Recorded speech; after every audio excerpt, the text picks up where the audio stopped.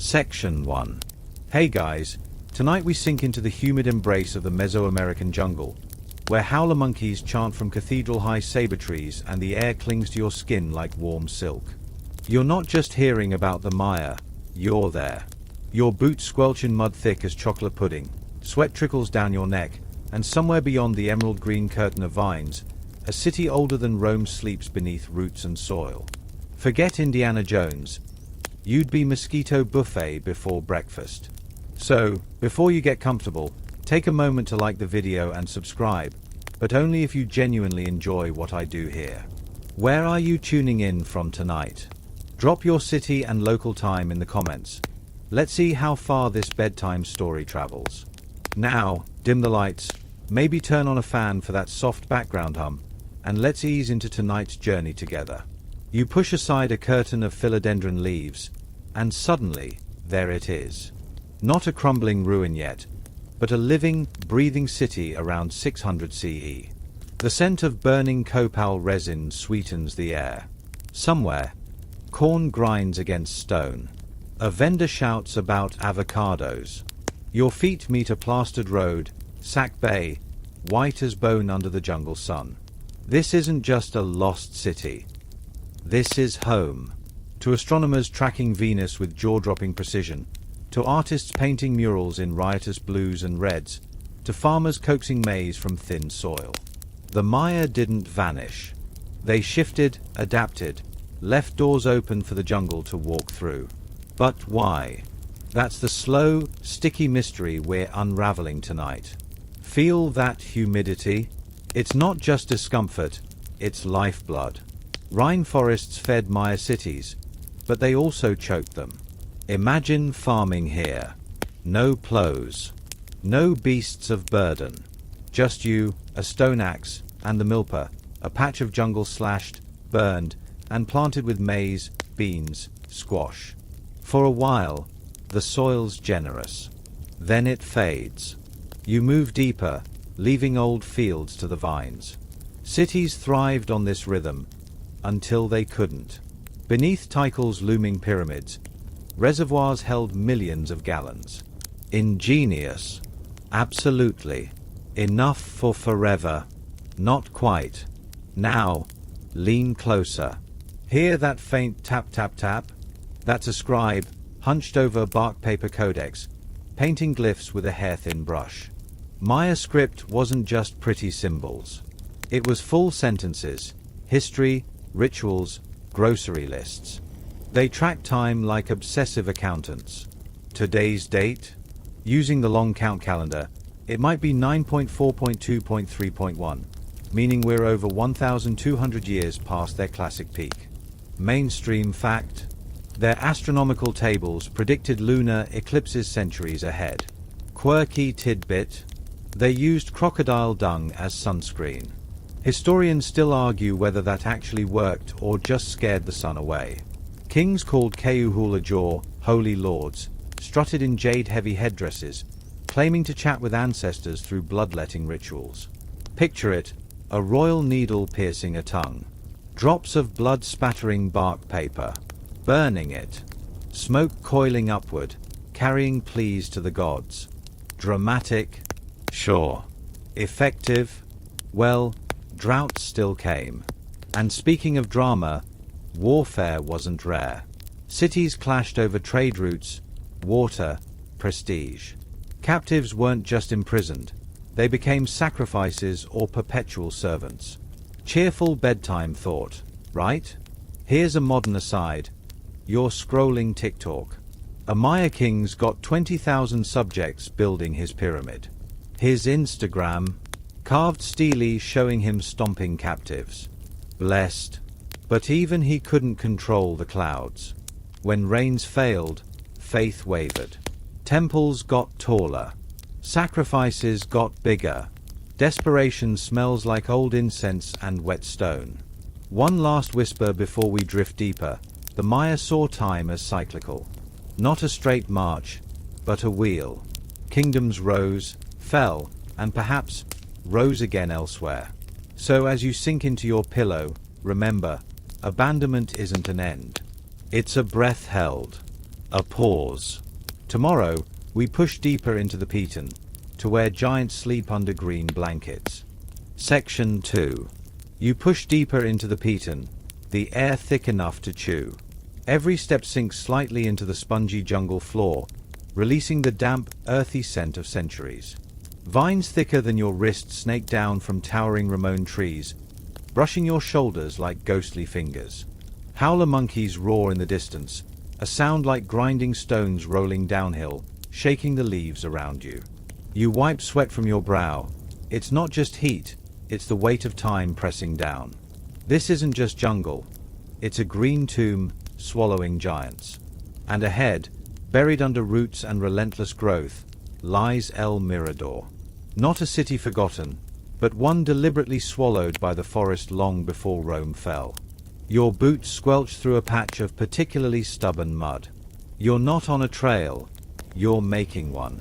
Every thorny chicle tree snags your sleeve, every rustle in the undergrowth makes you pause, half expecting a jaguar's golden gaze. But the real predator here is the jungle itself, patient and all-consuming. You crest a low rise, tangled roots forming natural steps. You pause, breathing hard. Then you see it, not a pyramid peak, not yet, but the impossible flatness. Through a break in the canopy, the land stretches unnaturally level for miles. That's no natural plateau. That's the handiwork of humans, centuries before Christ walked the earth. Your pulse quickens. You push forward, batting aside giant elephant ear leaves. Suddenly, the green curtain parts. You stumble into a clearing, and your breath catches. Rising before you, impossibly vast and steeped in silence, is La Dantar. It's not just a pyramid. It's a mountain made by men. Even smothered in centuries of saber and strangler fig roots, its outline is staggering.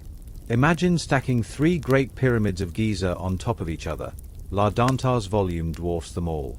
Its base covers an area larger than 30 football fields. The jungle hasn't conquered it. It's wearing it like a rough, green shawl. Moss and ferns cling to its immense terraces. You crane your neck, trying to follow its slope upwards, but the summit vanishes into the low-hanging clouds. It feels less like architecture and more like a force of nature. A mainstream fact whispers in your ear. Built around 300 BCE, El Mirador was already a metropolis when Tikal was a backwater village. Its scale beggars belief. You start climbing.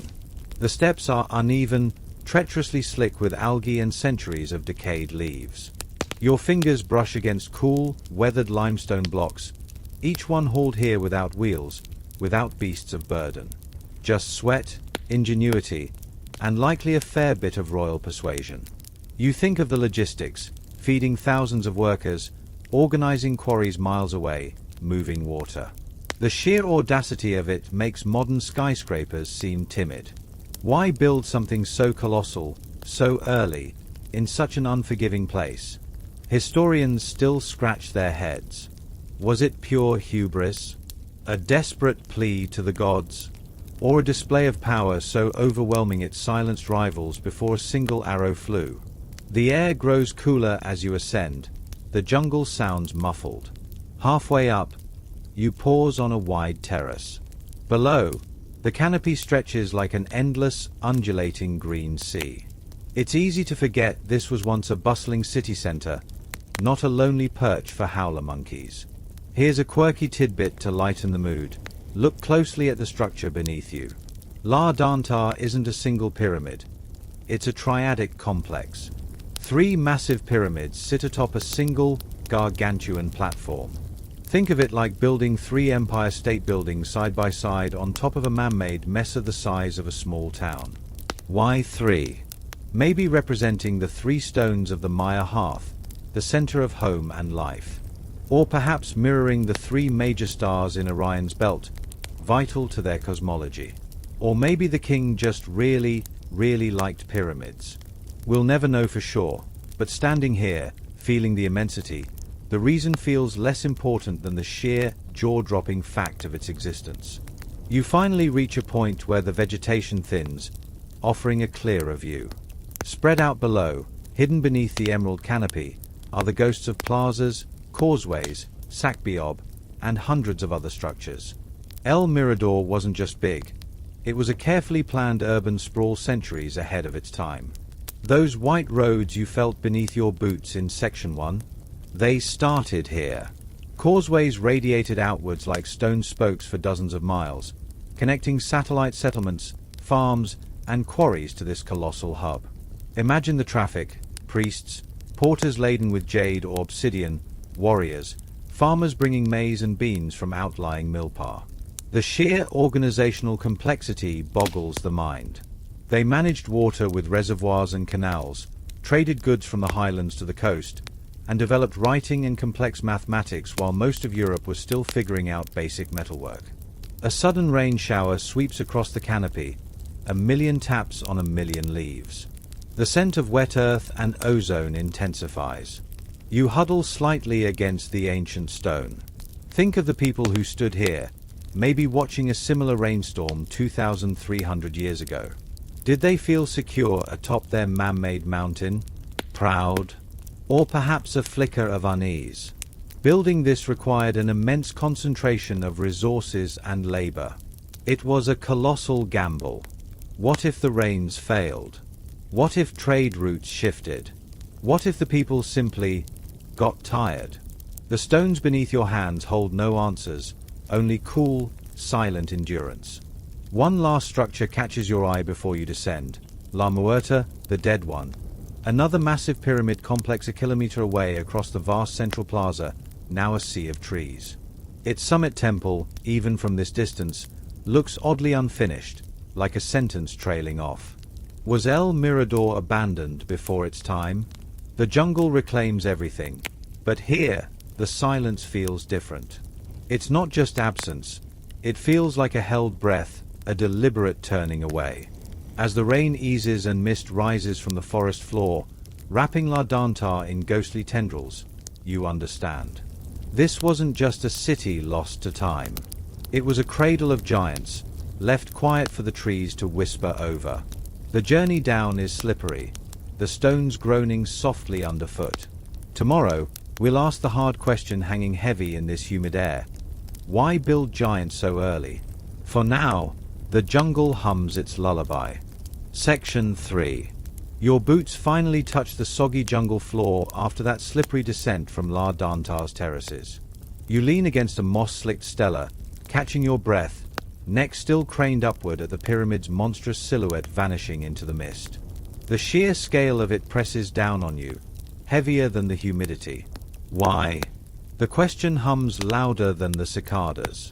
Why dedicate generations of sweat, ingenuity, and likely a fair bit of blood to build something so colossal when Tikal, Copán, Palenque, all those later marvels, were still centuries away from their first foundations? Why build giants in the dawn? You kick at a loose stone. It clatters against another, revealing a sharp, chiseled edge beneath the grime. Human hands did this. Not gods, not aliens, though fringe theories love that angle. Just people. Brilliant, determined, perhaps slightly obsessive people. Mainstream history tells us El Mirador peaked between 300 BCE and 150 CE. That's pre-classic Maya. Think of it like humanity sketching blueprints while much of the world was still figuring out charcoal. Rome was barely a republic. The Qin dynasty was unifying China.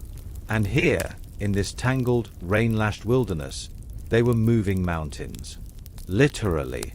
The labor involved boggles your modern mind. La Dantar alone required an estimated 15 million man-days of work. That's not a project. That's a civilization shouting its existence into the void. So, the motivation. Was it faith? You glance towards the pyramid's summit, swallowed by clouds. The Maya cosmos was layered, complex, a world tree piercing through 13 heavens and 9 underworlds. Building high wasn't just ambition. It was prayer. Kings, those Keuhula Jaw, became bridges between realms atop these man-made mountains. A successful harvest, victory in war, the very turning of the stars, it all depended on proximity to the gods. Climb high enough, spill enough sacred blood up there, and maybe the rains would come. Maybe the sun would rise. The terror and awe of an unpredictable universe demanded monuments that screamed, "We see you. We honor you. Please don't squash us." Or was it power? Pure, unadulterated political theater? Imagine the scene. A rival chief or ambitious noble arrives via the Sakbi, the white road stretching impossibly straight through the jungle. They enter the vast central plaza, and there it looms, La Dantar, blotting out the sky. A visceral, undeniable declaration. We command resources you can't fathom. We command labor you can't imagine. We command the very earth. It's psychological warfare rendered in limestone. Think of modern skyscrapers, trophies for billionaires, symbols of national pride. El Mirador was the Burj Khalifa of 200 BCE, built without cranes or steel, just bone-deep belief and backbreaking effort. Historians still argue whether these early megacities like Mirador represented a unified state or a collection of fiercely competing lineages, each trying to out-pyramid the other. Keeping up with the Joneses, Maya style, meant building something that would make your neighbor's jaw hit the plastered floor. Here's a quirky tidbit to chew on. Look southwest from La Dantar's base. See that shimmer through the trees? That's Laguna El Mirador, Crocodile Lake. Local lore whispers it wasn't just a water source. They say the Mirador rulers kept actual crocodiles in there. Pets? Sacrificial guardians? A very dramatic, very final way to deal with political dissidents. Archaeologists haven't found Krak pens, yet, but the lake's muddy depths have yielded strange offerings. Jade beads, polished obsidian mirrors, even a perfectly preserved wooden canoe paddle. Maybe appeasing water spirits was part of the giant building bargain. Or maybe some king just really liked exotic pets. Either way, picture the intimidation factor. Pay your maize tax, or it's swim time with Coco. Now, the practicalities. How did they do it? Forget wheels and beasts of burden. This was human power, pure and simple. Thousands hauling limestone blocks weighing tons, likely using log rollers and woven fiber ropes. Ingenuity crackled in the air. The plaster coating those pyramids, made by burning limestone in massive kilns, an early industrial process hidden in the jungle. They engineered slopes and terraces to distribute weight, built retaining walls that still hold firm millennia later. Think of the logistics. Feeding an army of laborious meant vast, coordinated milpa agriculture radiating outwards. Managing water meant complex canal systems feeding reservoirs. This wasn't just brute force. It was a symphony of organization conducted centuries before the concept of project management existed. It makes your last group project look, well, pathetic. But the cost. Oh, the cost. You wipe sweat, again, and stare at the colossal, silent stones. Such concentration of effort came with immense risk. Diverting so many people from farming meant vulnerability.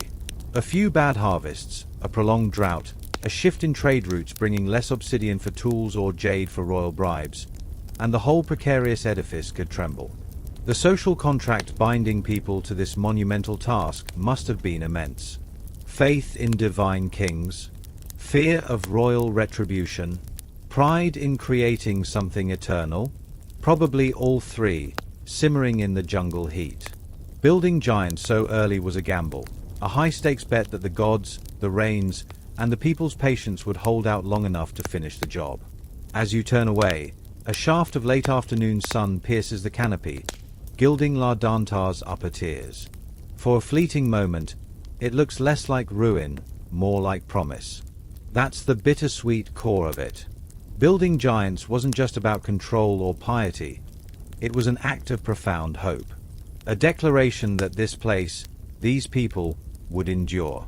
They etched their belief in stone and sky, a testament to human ambition whispered across centuries. The jungle answers with a rustle, a reminder that even giants sleep. Tomorrow, we'll listen to the silence they left behind. Section 4.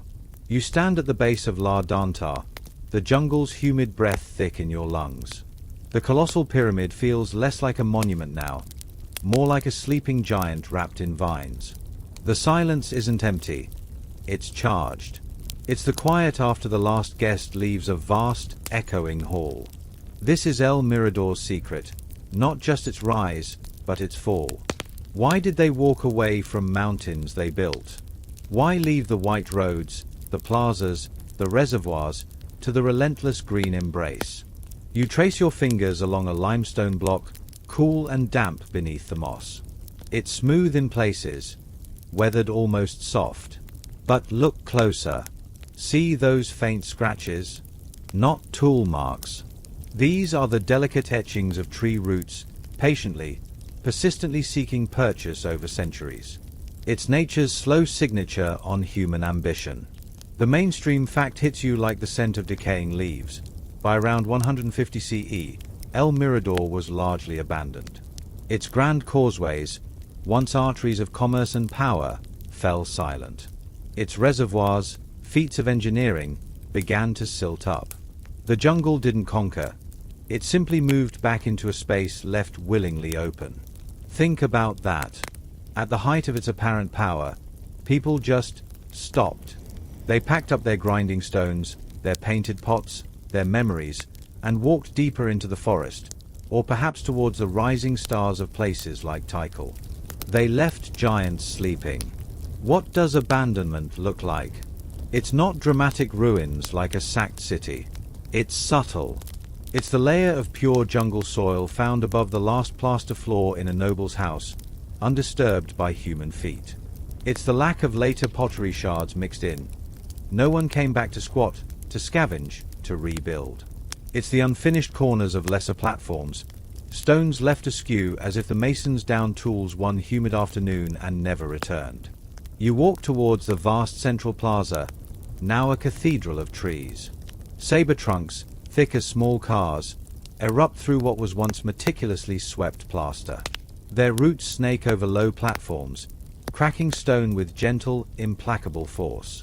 It feels less like destruction and more like reclamation. The forest is breathing a sigh of relief, reclaiming its own. So, the whispers begin. Why? The evidence is fragmentary, like scattered glyphs on a broken stela. One clear signpost points to water, or the lack of it. Pollen cores drilled from nearby lake beds tell a story of changing climate. Around the time Mirador faded, the dependable rains might have become less dependable. Longer dry seasons. Unpredictable downpours. For a city utterly reliant on harvested rainwater stored in those massive reservoirs feeding thousands, even a slight shift could spell disaster. A few consecutive bad years, and the delicate balance tips. The lifeblood of the city thins. Historians still argue whether the drying trend was severe enough alone, or if it was the straw that broke the limestone camel's back. Imagine the tension. Priests scanning cloudless skies, kings ordering ever more desperate rituals atop La Danta, the murmur of discontent growing in the crowded plazas below as maize stores dwindled. But environment rarely acts alone. Think of the sheer effort needed to sustain Mirador. Feeding its population required vast tracts of milpa, slash-and-burn agriculture radiating far from the city center. As the best nearby soils became exhausted, farmers had to trek further, clearing more jungle, creating a wider, more vulnerable ring of dependence. Maintaining the causeways, the temples, the royal court's demands, it all pulled labor from essential food production. The social strain must have been immense. Was there unrest? Did faith in the Holy Lords waver when the rains failed despite the blood sacrifices offered on their dizzying heights? Did whispers of greener pastures, or at least more reliable rains, drift in from traders arriving from Tikal or Nakbi? The quirky tidbit here is almost poetic. Archaeologists found a single, beautifully painted pottery shard deep within a Mirador structure, depicting the Venus glyph. Was it a final, hopeful invocation to the rain-bringing planet by someone packing their bags? Or just trash dropped during the move-out? Then there's the specter of conflict. While El Mirador shows little evidence of violent destruction like burning or sacking common at later sites, warfare wasn't absent. Control of water sources, dwindling fertile land, prestige, these were eternal flashpoints. Maybe pressure mounted from emerging rivals. Maybe internal factions fractured under the strain. A gradual unraveling feels more likely here than a sudden cataclysm. Think of a neighborhood slowly emptying out. One family leaves, citing better opportunities elsewhere. Then another. Then the shops close. The streets get quieter. The remaining residents find it harder to maintain things, harder to ignore the cracks appearing. Eventually, the last family turns the key, and the jungle slips back in through the windows. You find a relatively clear spot on a low platform, the plaster long gone, and sit. A troop of spider monkeys crashes through the canopy high above, showering leaves. A toucan's croak echoes. The sheer peace of it now is disorienting. This wasn't a tragic end. It was a strategic retreat. The Maya didn't vanish. They adapted. They shifted their focus, their population, their energy to new centers, new strategies. Leaving Mirador wasn't failure. It was survival. It was acknowledging that the colossal gamble of the pre-classic giants had run its course. The forest closes around you, warm and alive. The silence isn't desolate. It's contemplative. It's the sound of a chapter ending, not the book. Tomorrow, we follow the path they took, towards the rising star that would dominate the classic Maya world, Tikal. But for now, listen to the wind sigh through the saber leaves. It sounds almost like a lullaby for giants. Section 5. The humid stillness of Mirador fades behind you as your feet find the worn stones of a sakbi leading east. This isn't a path reclaimed by roots. It's purposeful, maintained. The air shifts subtly, less decaying leaf litter, more wood smoke and distant voices. Howler monkeys still call, but beneath their roars, a new hum vibrates, human energy. You pass carved markers depicting bound captives, warnings or boasts etched in stone. The jungle thins, revealing glimpses of structures ahead, not solitary giants, but a dense, soaring skyline piercing the canopy. Welcome to Tikal. Not a whisper, but a roar at its zenith. You've arrived during the late Classic period, around 700 CE, when this city held the world in its grasp. Your boots meet the plastered expanse of the Great Plaza. It's like stepping onto the stage of an epic play. Sound crashes over you, drumbeats pulse from a nearby temple platform, vendors hawk roasted maize and cacao, priests chant in rhythmic cadences, children shriek chasing a rubber ball. The scent is overwhelming. Incense smoke, sweat, baking tortillas, the tang of lime plaster drying in the sun. Above it all, the temples. Temple I, the temple of the great jaguar, looms like a sentinel to your right, its steep roof combed scraping the sky.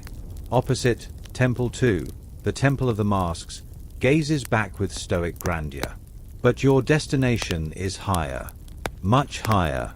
You turn towards the forest-shrouded bulk of Temple 4. The climb begins not at the pyramid's base, but along a raised causeway winding through administrative complexes and elite residences. You glimpse courtyards where scribes paint codices, artisans chip obsidian into razor-sharp blades, and nobles adorned in Quetzal feather headdresses glide by on litters. The sheer density of life is staggering. Mainstream history puts Tikal's population here at its peak around 60,000 to 90,000 souls. It wasn't just a city, it was a universe unto itself. You duck beneath a low archway, emerging at the foot of Temple 4, the tallest pre-Columbian structure in the Americas. It doesn't just rise, it ascends. Its back is still fused with the jungle, roots gripping its lower terraces like possessive hands. You start the ascent. The steps are steep, uneven, designed for ritual procession, not comfort. Your calves burn. Sweat stings your eyes. Halfway up, you pause on a narrow terrace, leaning against cool, weathered stone. Below, the city unfolds like a living map. The twin pyramids of the Mundo Perdido complex anchor the south. The sprawling, labyrinthine North Acropolis, a dynastic necropolis stacked with centuries of royal tombs, hums with ritual activity. The massive central Acropolis, a royal palace complex covering acres, buzzes with the business of governance. Causeways, those white stone rivers, flow outwards in cardinal directions, connecting temples, plazas, and reservoirs. And the reservoirs. Vast, engineered basins catching the precious rains, shimmering like turquoise jewels amidst the grey stone and green jungle. It's organized chaos on a scale that makes El Mirador feel like a prototype. Resuming the climb, the air thins slightly. The city sounds blend into a distant murmur. Near the summit, you pass a niche where a faded stucco face, perhaps a deity or a deified king, stares blankly into the centuries. You finally haul yourself onto the small, exposed summit platform. The world falls away. You're perched atop a 70-meter-high limestone prayer. The view is breathtaking. Literally. The jungle canopy stretches endlessly, a rolling green ocean. From this height, Tikal isn't hidden, it dominates. Temple 1 and 2, massive from the plaza, look almost modest. The plazas are intricate mosaics of movement. Smoke from 1,000 hearths curls upwards.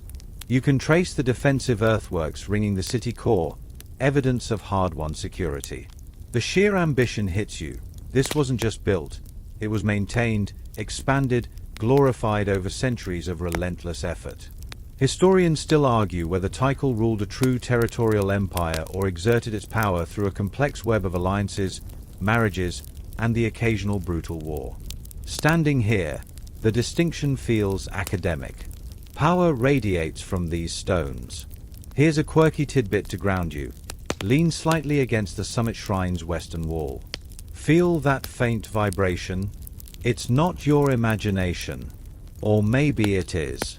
Locals and some archaeologists whisper about psychoducts, narrow stone tubes or channels found in some Maya tombs and temples, particularly associated with the powerful ruler Jasor Chan Ka Wilai buried beneath Temple I. Some fringe theories suggest these were conduits for the king's spirit to communicate with priests or the living world.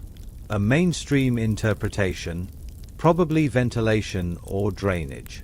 But on a windy day, with the temple humming, who knows? Maybe Jasor is still whispering strategy from the underworld. Feel the breeze now. Cooler up here? It carries the faint, rhythmic thud of a rubber ball striking a wall from the Great Plaza's ball court far below. That sound wasn't just sport. It was cosmic theater. Victories in the ball game reenacted myths, decided fates, and sometimes ended with the ultimate sacrifice. Think of the pressure on those players, knowing the eyes of the city, and perhaps the gods, were upon them. Tikal thrived on this intensity, this constant interplay of sacred and profane, royal decree and bustling market, life and ritual death. As the sun begins its descent, painting the sky in hues of orange and purple, the city lights up in a different way. Torches flicker to life in plazas, along causeways, in temple doorways. The drumming intensifies. Night belongs to the priests, the astronomers tracking Venus's cold gleam, the nobles feasting in torchlit courtyards. The daytime roar softens to a focused hum. You take one last look. From this vantage, Tikal feels eternal, unassailable. But even giants cast long shadows. The jungle, darkening at the edges, waits. And far to the north, another power, Calakmul, the Snake Kingdom, coils in the gloom, watching, waiting. But that's attention for tomorrow. For now, the descent awaits. The steps feel steeper going down in the gathering twilight. The city's heartbeat pulses beneath your feet. Section 6. The descent from Temple 4's dizzying heights leaves your legs trembling, but the energy of the Great Plaza pulls you forward. Twilight deepens, torches sputter to life casting long, dancing shadows, and the daytime roar transforms into a focused, intimate hum. You're not just visiting Tikal, you're navigating its veins. Forget the soaring temples for a moment. The real pulse beats here, on the ground, in the press of bodies and the rhythm of daily survival. Your feet sink slightly into the still warm plaster of the plaza. The scent shifts, less sun-baked stone, more wood smoke, roasting chilies, and the earthy tang of thousands of sandaled feet on ancient dust. To your left, near the base of Temple 2, a crowd gathers. A priest, face painted with intricate black and white designs resembling a stylized skull, chants in a low drone, shaking a rattle made from a dried gourd filled with pebbles. Incense smoke, thick and sweet from copal resin, coils around his ankles. People press close, faces solemn, eyes reflecting the torchlight. An offering of maize cakes and iridescent quetzal feathers lies on a low stone altar. This isn't a grand state ritual. It's a neighborhood plea, perhaps for a sick child, a good harvest on a family milpa. The sacred isn't separate here. It's woven into the fabric of scraping by. You edge past the gathering towards the market stalls spilling out from the edges of the plaza onto smaller subsidiary courts. Here, the sensory overload is glorious chaos. Sight: mountains of ripe avocados, pyramids of fiery red Archaeology seeds, bundles of vibrant cotton-dyed blues and yellows using indigo and anato. Sound: the rhythmic thump-thump-thump of women grinding maize on stone methods, the sharp clink of obsidian blades being tested, vendors barking prices over the din. Fresh cacao. 2 beans for this fine pot. Salt from the north. Best for preserving your catch. Smell: overripe fruit mingling with the sharp tang of drying fish, the musky scent of jaguar pelts, the comforting aroma of tortillas crisping on clay griddles. Touch: the bump of a porter's woven basket laden with firewood against your shoulder, the brief, cool smoothness of a polished jade bead offered for inspection by a wary merchant. You pause at a stall piled high with cacao pods. The vendor, a woman with eyes sharp as obsidian flakes, cracks one open with a practiced twist, revealing the slimy white pulp clinging to the precious beans inside. "Try," she insists, scooping out a fingerful. It's tangy, sweet, fibrous, nothing like the chocolate you know. "Good for strength," she grins, missing a few teeth. "Also good trade." Mainstream fact whispers: cacao beans were currency here. A rabbit might cost 10 beans, a slave 100. Want a fancy painted pot? That'll be cacao. Paying tribute to your local lord? Definitely cacao. Forget coins. Wealth smelled faintly fruity and fermented. You move on, jostled gently by the crowd. A man brushes past, his simple cotton tunic stained with red ochre dust. He's a plasterer, you realize, heading home after a long day smoothing the latest addition to a noble's residence. Construction never stops in a city this ambitious. Everywhere, the sound of chipping stone, the scrape of plaster trowels, the grunts of men hauling materials. The sheer scale of maintenance boggles the mind. Keeping reservoirs clean, causeways repaired, temples gleaming with fresh stucco, it was a city-wide, never-ending chore. Historians still argue whether this constant labor was a unifying force or a grinding burden that sowed resentment, especially when harvests were poor. Here's a quirky tidbit. Duck into a narrow alleyway between 2 market stalls. A small, wizened woman stirs a bubbling pot over a tiny fire. The smell is pungent, medicinal. "Atoll," she croaks, offering a clay cup filled with a thick, maize-based gruel. "Good for belly. Good for..." She winks. "Long night." But look closer at the herbs steeping beside her.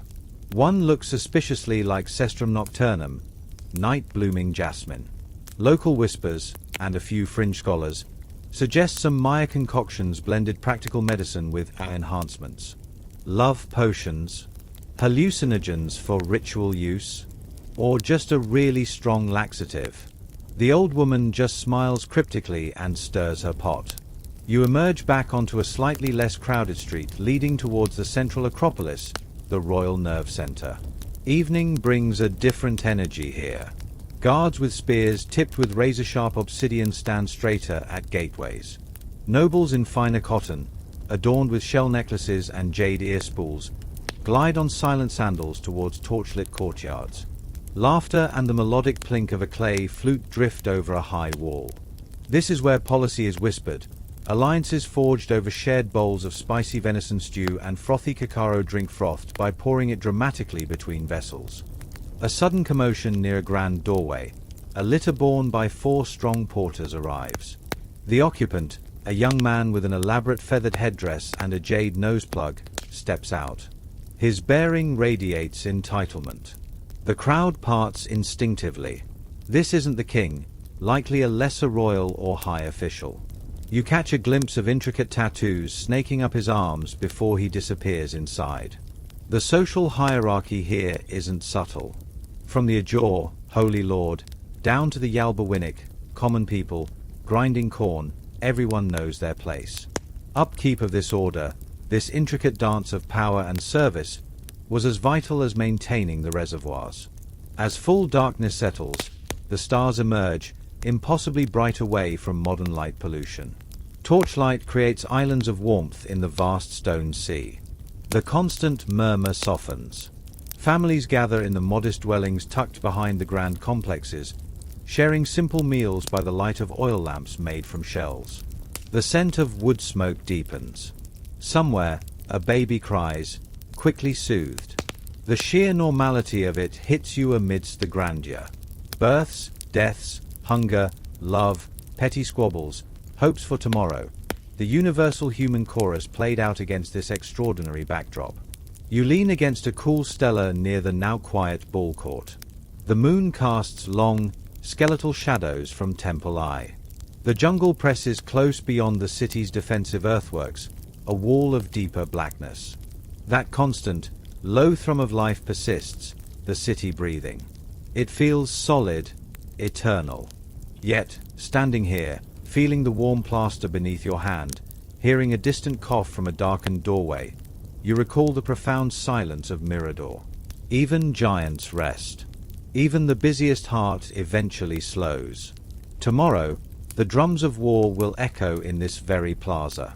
But tonight, beneath the watchful eyes of the ancestors and the cold gleam of Venus, Tikal sleeps. The only sound is the soft hiss of a torch slowly burning itself out. Section 7. The comforting murmur of sleeping Tikal fades with the first grey fingers of dawn creeping over Temple Eye. The air, cool and damp, carries a new scent, not wood smoke or tortillas, but something sharper, metallic. Fear. You stand again in the great plaza, but the energy has shifted.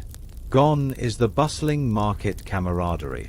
Instead, small clusters of men gather, their voices low, urgent. Some are strapping on thick cotton armor padded with rock salt, testing the weight of obsidian-studded clubs. Others meticulously sharpen spear points. The SHHK sound unnervingly rhythmic against the backdrop of waking birds. The drums you heard last night weren't celebratory. They were a heartbeat quickening. War is coming. You feel it crackle in the air, a static charge before a storm. The easy confidence of Peak Tikal is tempered now by a watchful tension. Eyes dart towards the northern causeway, the main artery leading into the city. Whispers swirl like dust devils. Calakmul. The name itself feels heavy, serpentine. The Snake Kingdom. Nestled deep in the dense forests of what's now Campeche, Mexico, Calakmul wasn't just another city-state. It was Tikal's shadow self, its dark twin, its nemesis.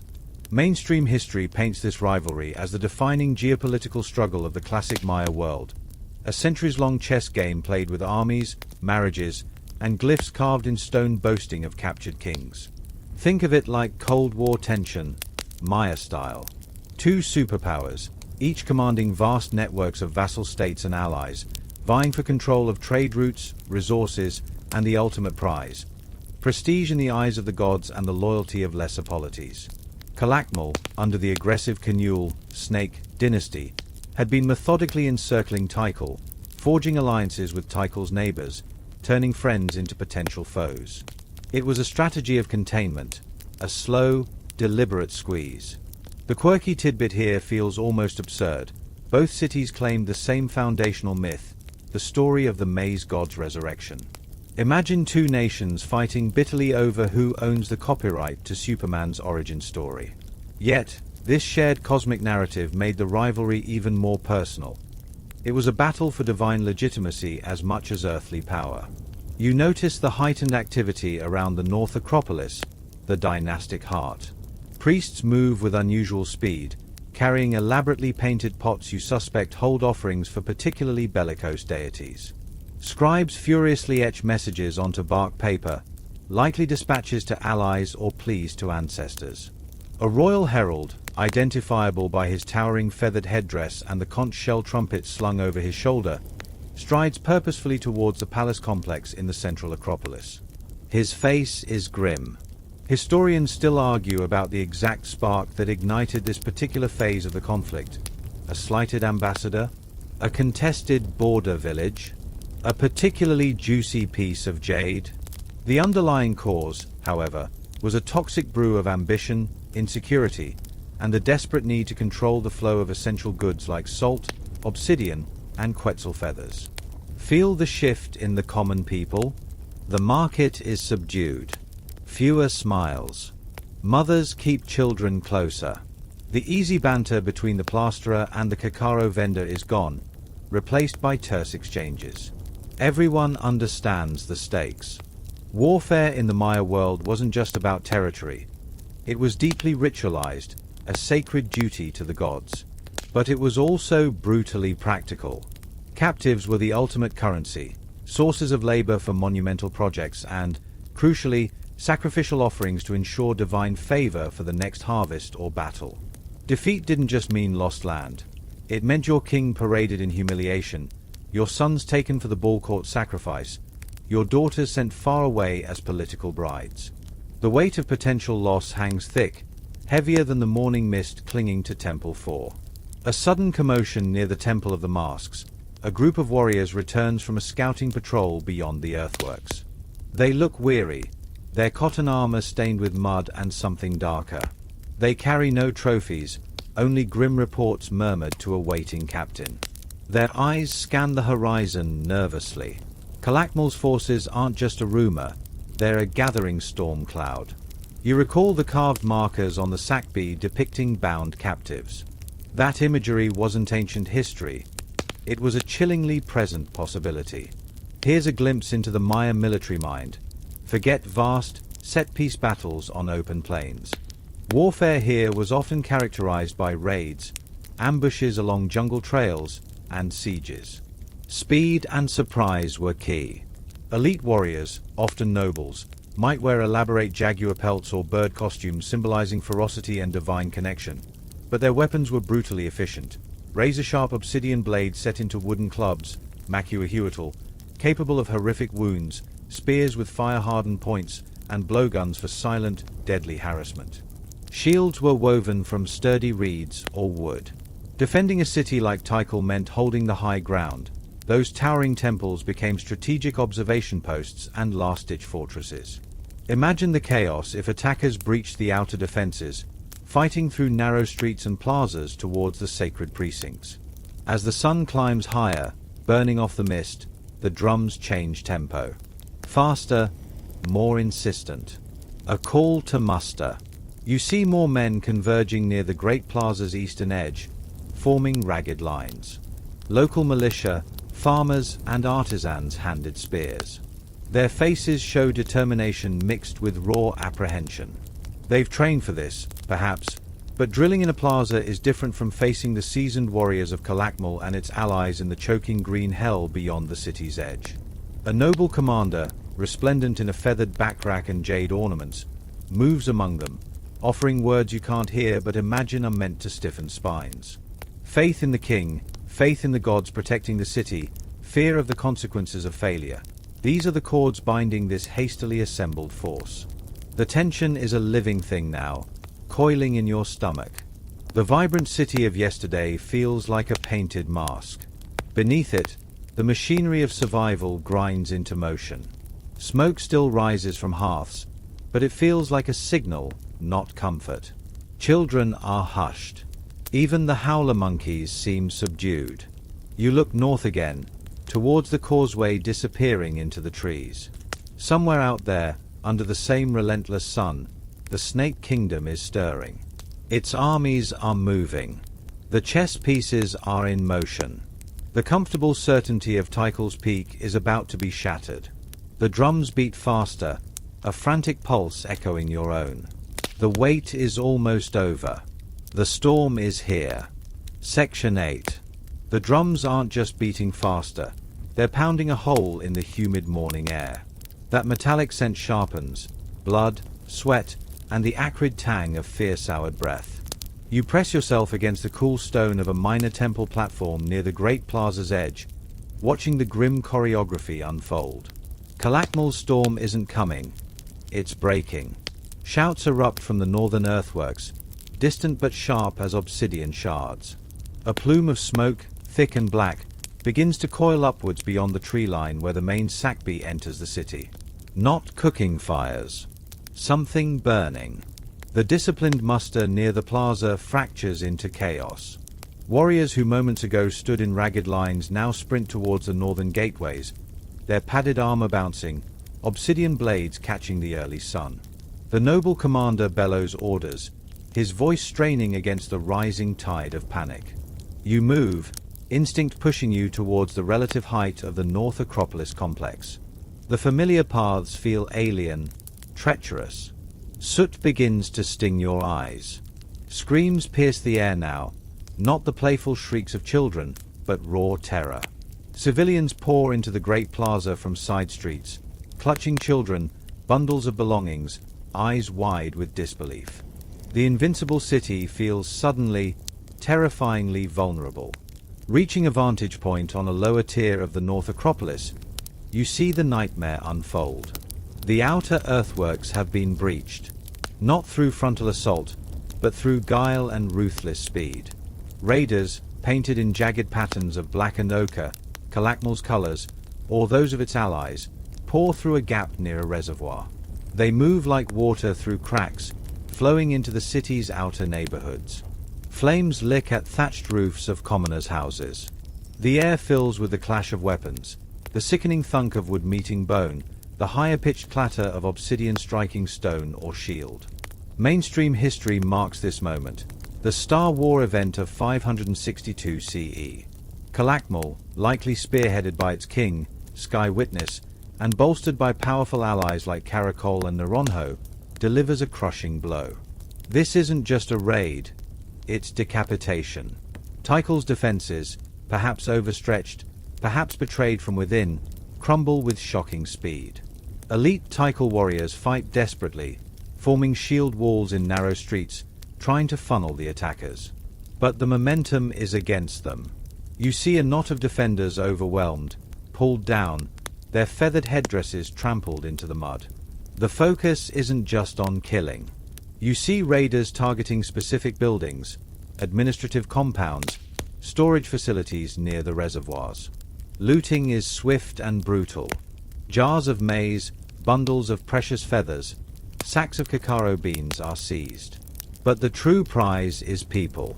Women and children are herded roughly towards the breached earthworks, wrists bound with rough cord. Men, if they resist, are cut down. If they surrender, they're stripped of valuables and bound for a far grimmer fate, slavery or sacrifice. The quirky tidbit feels chillingly real now.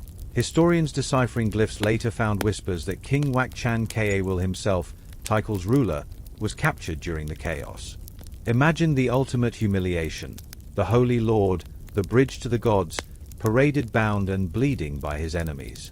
Legend says his captors tore the jade beads from his royal girdle before dragging him north. The fighting surges closer to the sacred core. You see Calakmul warriors reach the edge of the great plaza itself. They pause, perhaps momentarily awed by the towering temples, perhaps wary of a final, desperate stand. Priests from the Temple of the Masks hurl curses and burning incense braziers down the steps. It's a futile, terrifyingly beautiful gesture. The invaders don't storm the temples immediately. Instead, they consolidate, setting fire to more buildings near the plaza's periphery, sending plumes of choking smoke towards the royal Acropolis. The message is clear: we own your streets. Your heart is next. Then, the retreat. Not of the invaders, but of Tikal's spirit. You see it in the slump of the remaining defenders' shoulders, in the hollow eyes of nobles peering from palace doorways, in the wails rising from the civilians packed onto the plaza. The unthinkable has happened. Tikal has fallen. Not razed to the ground, but broken, occupied, its king likely dead or a prisoner. Calakmal's forces don't linger to occupy indefinitely. Like a predator gorged, they begin pulling back through the breach before Tikal's potential reinforcements from loyal outliers can arrive. They take their loot, their captives, and something far more valuable, Tikal's invincibility. The silence that follows the last raider's disappearance back into the jungle is worse than the battle's din. It's the silence of shock, of profound trauma. The fires still burn, uncontrolled now. The acrid smell mixes with the coppery scent of blood soaking into the plaster. Bodies lie in the streets, in doorways. The wounded moan. Survivors emerge from hiding, faces blank with disbelief. The Great Plaza, once the vibrant heart of an empire, is a field of ash, grief, and shattered pottery. The hiatus begins. Not abandonment, like Mirador, but a profound, wounded hibernation. Historians still argue fiercely about its depth. Was the city largely empty for decades? Or did a reduced, cowed population cling on, living amidst the ruins of their former glory, under the watchful eye of Calakmal-appointed overseers? The evidence whispers of stagnation. Look around. Construction stops. No new stelae are erected boasting of royal deeds. Temples crumble, unrepaired. The gleaming white plaster on the Sakbiob cracks and stains, unrenewed. The reservoirs silt up. It's a city holding its breath, paralyzed by defeat. You walk through the desolate plaza days later. The stench of smoke and decay still hangs. A woman sifts through the ashes of her home, finding only a broken spindle whirl. The plasterer from the market sits listlessly on a fallen stone block, his red ochre dust untouched. The vibrant energy, the certainty, is gone, replaced by a numb survival. The jungle, sensing weakness, creeps closer at the edges, vines fingering the damaged earthworks. Calakmal, the Snake Kingdom, coils contentedly to the north, its dominance seemingly unchallenged. Tikal, the once mighty jaguar, lies wounded, licking its wounds in the oppressive silence.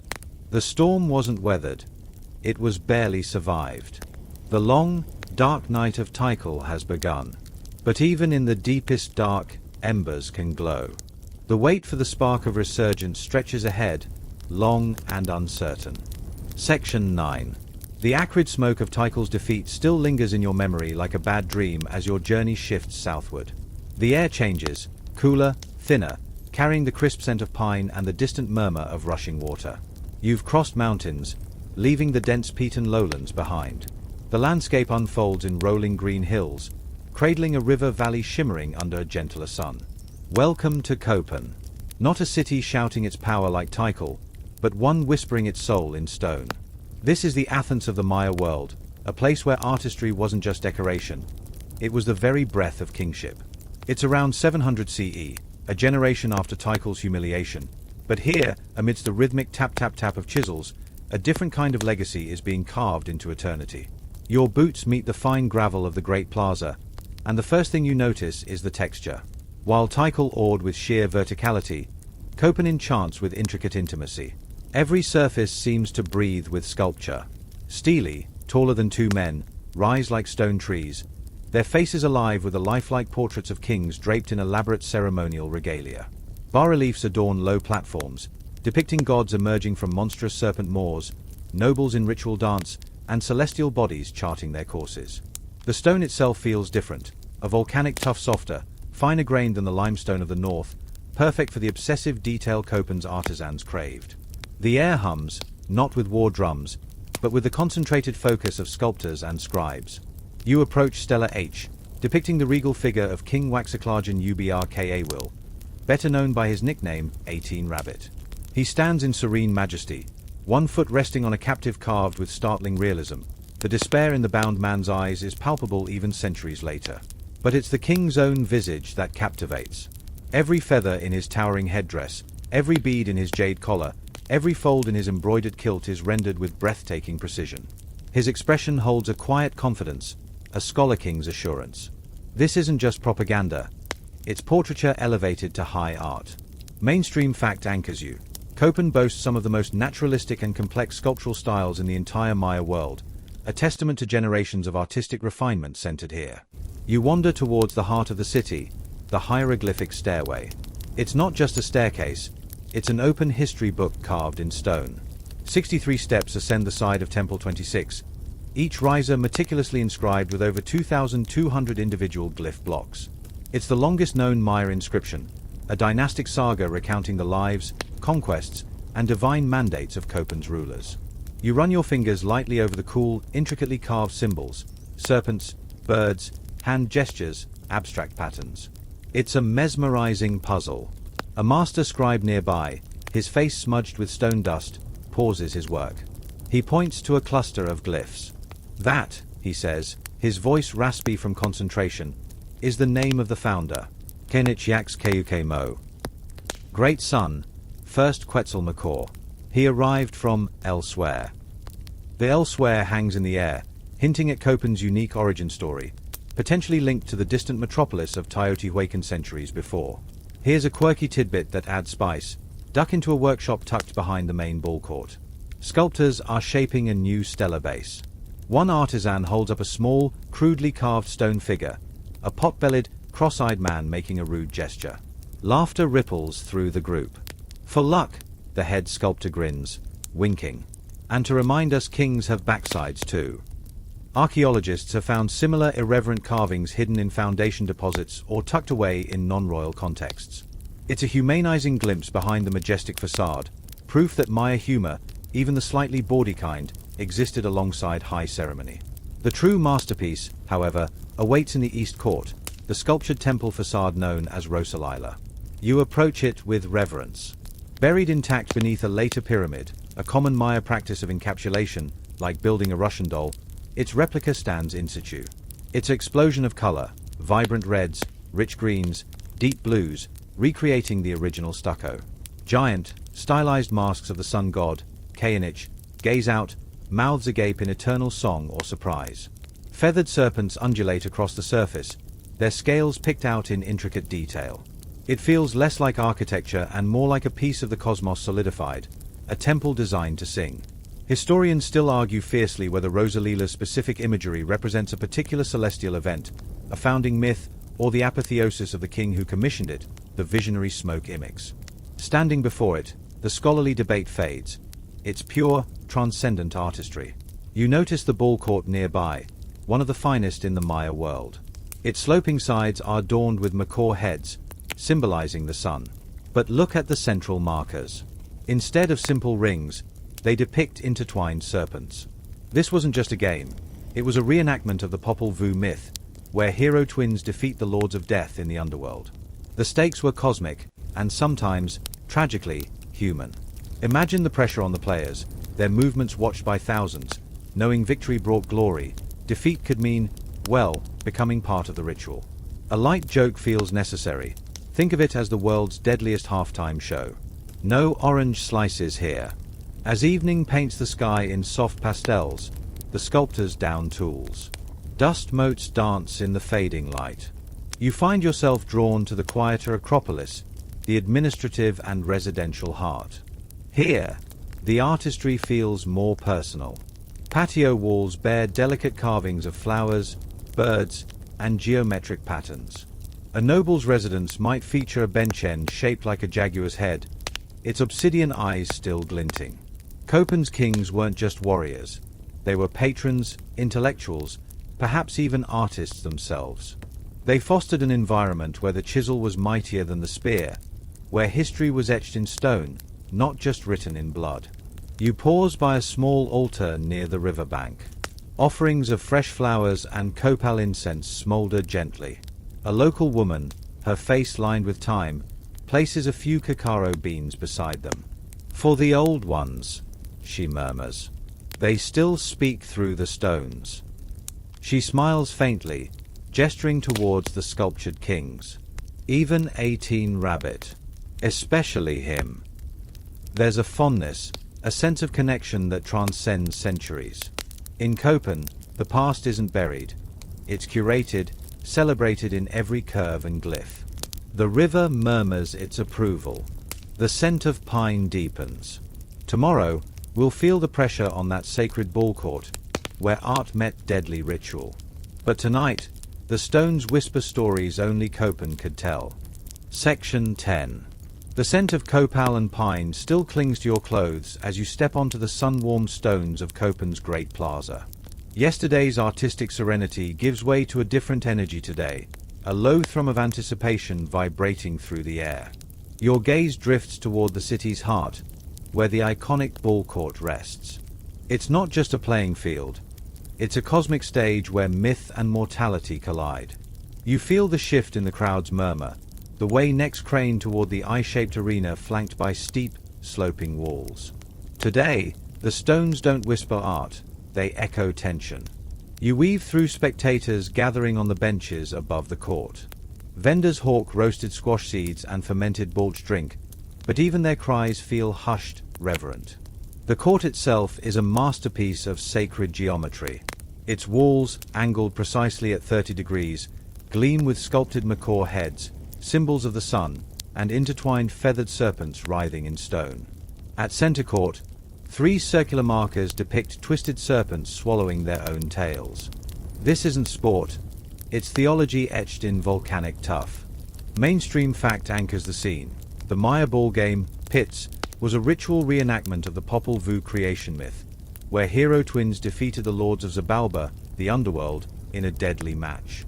Victory upheld cosmic order. Defiance meant chaos. Now, the players emerge. Not athletes in the modern sense, but priests-warriors draped in symbolic armor. Hip guards of woven leather and wood, carved with jaguar motifs, protect their torsos. Knee pads bristle with obsidian shards, not for defense, but to draw ceremonial blood during dives. Their faces, painted half black and half white, mirror the duality of life and death. No smiles, only focused intensity. One adjusts his grip on a heavy, hand-woven sash. It's not decoration, he'll use it to sling the ball with terrifying force. The quirky tidbit surfaces. That ball? Made from the sap of the rubber tree, Castilla elastica, boiled and layered into a solid sphere weighing up to 9 pounds. Drop one on your foot, and you'd scream louder than a howler monkey. Historians still argue whether players coated these missiles in hallucinogenic ointments to commune with the gods mid-game or just numb the pain of impact. Either way, imagine facing a medicine ball hurled at 60 miles per hour with your hip. Ouch. A hush falls as the city's ruler, 18 Rabbit himself, takes his seat atop the northern platform. His presence electrifies the air. This game isn't entertainment, it's political theater. A victory proves his divine mandate. A loss? Unthinkable. His rival from Quirigua, a vassal city grown restless, watches from the opposite stand. The stakes coil like a serpent. Territory disputes, trade routes, even the king's legitimacy hang in the balance. You catch a noble whispering, if the king's team loses, the earth might forget the sun. Hyperbole? Maybe. But in Copán, metaphor bled into reality. The game begins. No whistle. Just the heavy thud of the rubber ball striking plaster as a player launches it skyward using only his hip. The sound is visceral, a deep, resonant whump that echoes off the stone walls. Players move with controlled ferocity, diving, spinning, slamming hips against the ball to keep it airborne. Sweat flies. Dust rises in golden clouds. The crowd silence breaks into rhythmic chants timed to each impact. UX. KA. UOX. 3. 4. 5. Every volley is a prayer. Every save, defiance against darkness. You notice the captain of 18 Rabbits' team, a man named Biahlam, Jaguar. His eyes never leave the ball. Blood trickles from a gash on his hip where obsidian bit through padding. He doesn't flinch. In the Popol Vuh, the defeated lords of Xibalba were sacrificed. Here, defeat could mean the same. A light joke tries to surface. Think of it as the world's most high-stakes pickleball match. Lose, and instead of buying drinks, you become one. Gallows humor feels necessary as Biahlam dives, skidding on stone to deflect a lethal shot aimed at the serpent marker. Mid-game tension peaks. The score? Unclear. Points weren't tallied like tennis. Victory came from passing the ball through a vertical stone ring high on the court wall, a near-impossible feat symbolizing the sun's passage through the underworld. More commonly, games ended when a team failed to return the ball. But the true danger lurked off-court. Captives from rival cities often played rigged matches, forced to lose as prelude to sacrifice. Historians still argue whether every game ended in death, or only special ritual matches. Glyphs at Copán show decapitated players, heads replaced by rubber balls. Chillingly literal. A sudden roar erupts. Biahlam intercepts a fierce drive, spins, and slams the ball with his hip in a perfect arc. It clips the edge of the stone ring, close, but not through. The crowd gasps. 18 Rabbit leans forward, knuckles white on his jade-inlaid throne. The rival king from Quiriga smirks. Politics and sport blur into a single, suffocating pressure. Players' breaths come in ragged gasps. The rubber ball, stained with dirt and blood, feels like a shared nightmare. As the match nears its end, fatigue sets in. Movements slow. Missed returns draw collective winces. Finally, a player from Quiriga stumbles, the ball thudding inert against the base of the wall. Silence. Then, explosive relief from Copán's side. 18 Rabbits' team wins. The king rises, arms outstretched to the sun, basking in divine favor reaffirmed. Biahlam collapses to his knees, chest heaving, blood mingling with sweat on the sacred plaster. But victory has shadows.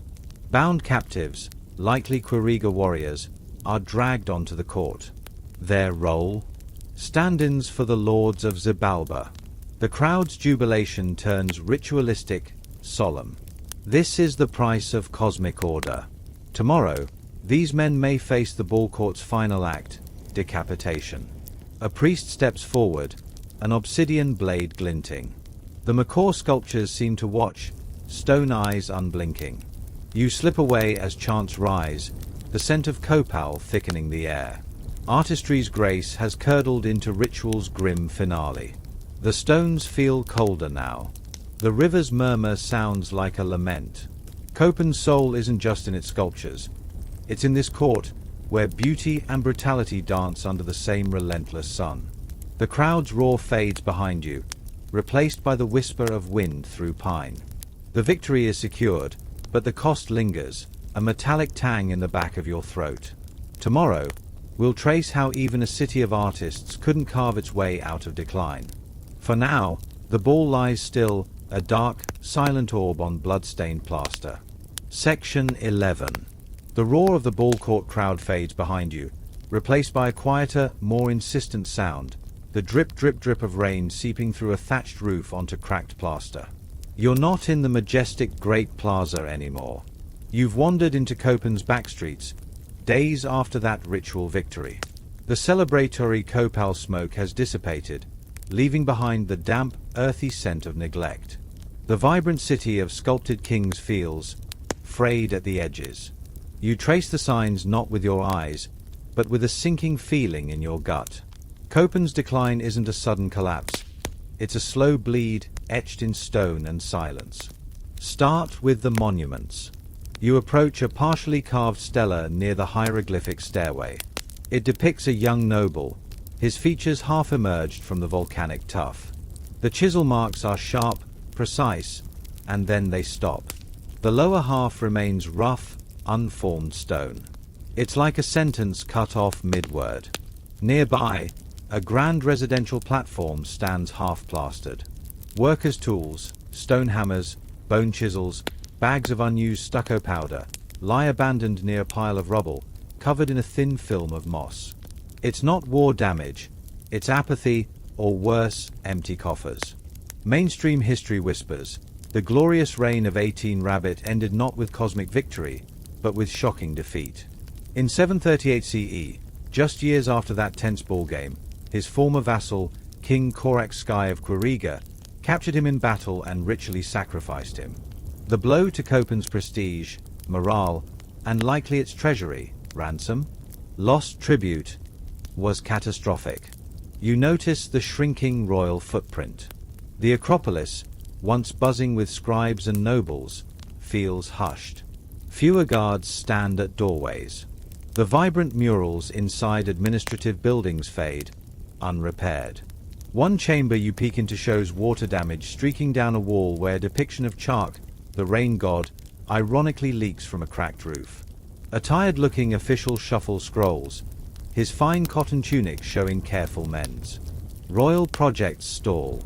The ambitious expansion of the hieroglyphic stairway halted after only a few new steps were added. It's as if the dynastic engine simply ran out of fuel. Historians still argue fiercely. Was the decline primarily triggered by 18 Rabbits' disastrous defeat and death, or were deeper, systemic cracks, environmental strain, dwindling resources, social unrest, already weakening the foundations?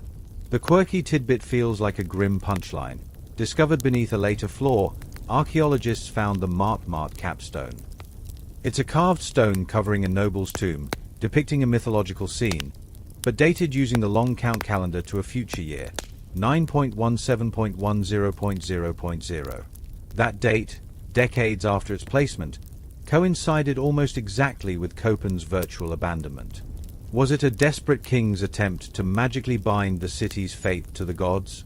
Or just a weird coincidence? Either way, standing here, it feels like a tombstone for optimism. The city's pulse weakens. Walk the residential districts. Where once stood spacious courtyard houses for lesser nobles, you now see smaller, cruder dwellings squeezed onto the edges of plazas or even built over sections of older, neglected platforms. It's urban infill born of necessity, not planning. Gardens are smaller, more intensively cultivated. The variety in market goods diminishes. Fewer exotic feathers, less fine pottery, more utilitarian wares. You overhear a conversation between two women grinding maize. The river mud feels thinner this year, one murmurs. Like the bones of the land are showing, the other replies, not looking up from her metate.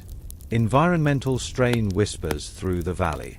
The once clear Copán River runs sluggish, its banks choked with more sediment. Pollen cores from nearby lake beds tell a story familiar from Mirador and Tikal.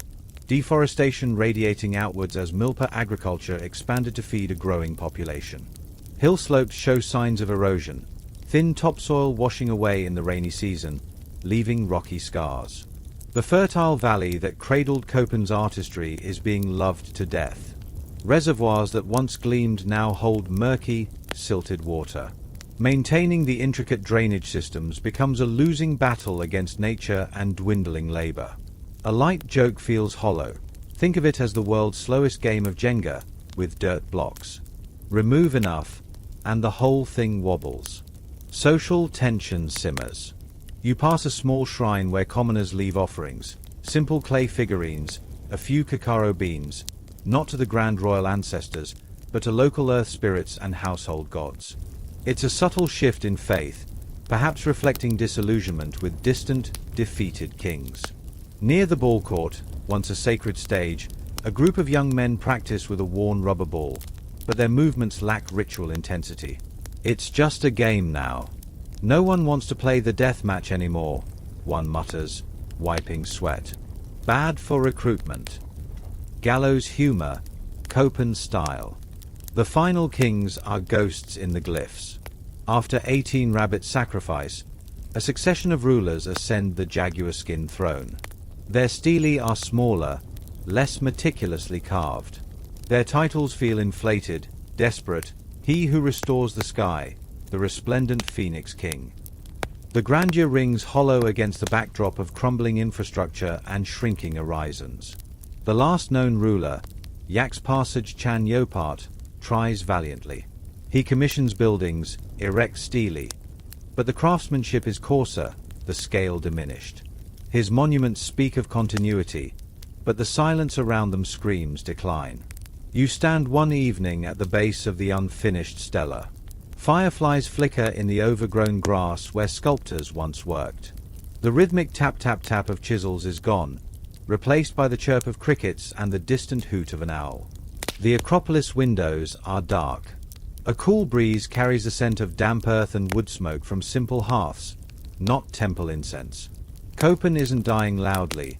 It's fading gently, like ink on wet paper. People still live here, farm here, pray here. But the ambition, the divine kingship, the obsessive artistry, that's slipping away, eroded by defeat, environmental size, and the quiet exhaustion of trying to sustain the unsustainable. The stones still tell stories, but now they're tales of quiet retreat, not cosmic triumph. The river murmurs a lullaby for a fading dream. Tomorrow, we seek solace in the hills, where another city chose a different kind of farewell. But tonight, the fireflies are the only artists left, painting fleeting gold in the velvet dark. Section 12. The melancholy sigh of Copán fades as your journey turns northwest, climbing into the mist-shrouded foothills of Chiapas.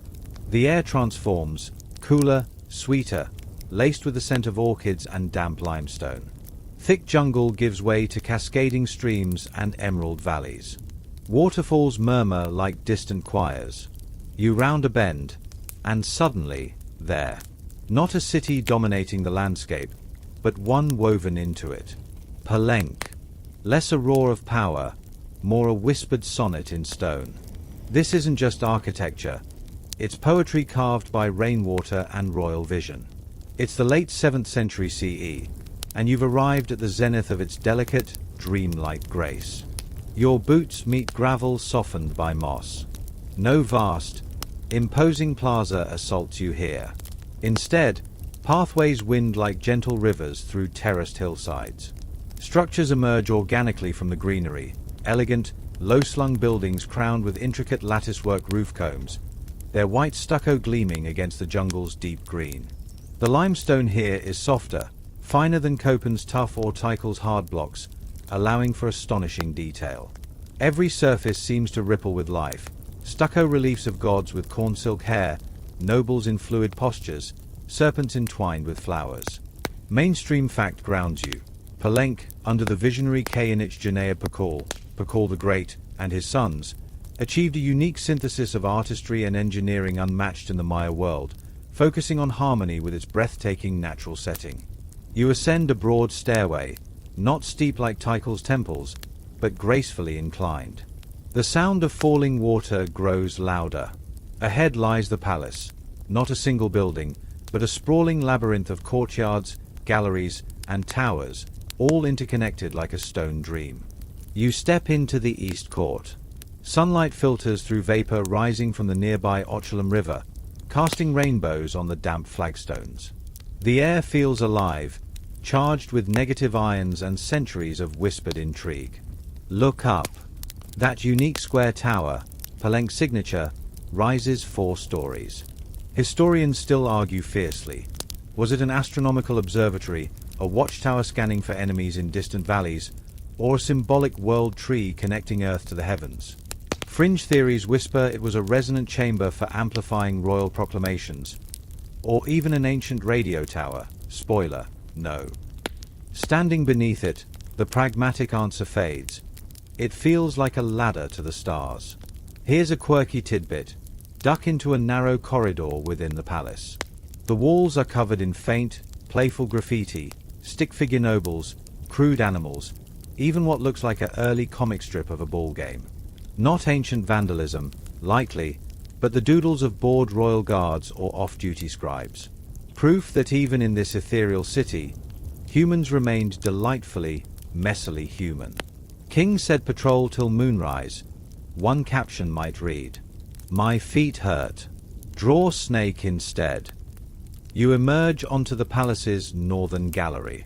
A cool breeze funnels through, carrying the scent of vanilla orchids. Before you unfolds the valley of the falling waters, a vista so lush it feels imagined. Terraced hills drip with foliage. Cascades shimmer like silver ribbons in the distance. Palenque didn't conquer nature, it conversed with it.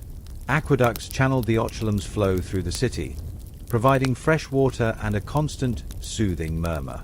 Reservoirs were integrated seamlessly into plazas, reflecting the elegant structures. This was sustainability as high art. A light joke surfaces. Think of it as the world's first luxury eco-resort, only with more bloodletting rituals. Your path leads downward now, towards the city's sacred core. The Temple of the Inscriptions looms ahead, Tikal's eternal home. Unlike Tikal's aggressive verticality, it rises with a pyramidal grace, its 9 tiers representing the levels of the underworld. The facade bears panels of hieroglyphs, not just boasting of conquests, but detailing Tikal's divine lineage and his journey to the afterlife. It feels personal, introspective. But the true marvel lies hidden. Deep within its heart, down a corbel-vaulted staircase sealed for centuries, rests Tikal himself. We'll descend into that cool darkness tomorrow. For now, feel the weight of the secret this mountain holds. Beyond the temple, nestled against a steep hillside draped in ferns, lies the Cross Group. 3 smaller temples, the Temple of the Cross, Temple of the Foliated Cross, and Temple of the Sun. These are Chan Barlam's, Jaguar Serpent, Tikal's Sun, masterpieces. Step inside the Temple of the Cross. Dim light filters through the doorway. Your eyes adjust. Before you, a massive, intricately carved limestone panel dominates the back wall. It's not a battle scene.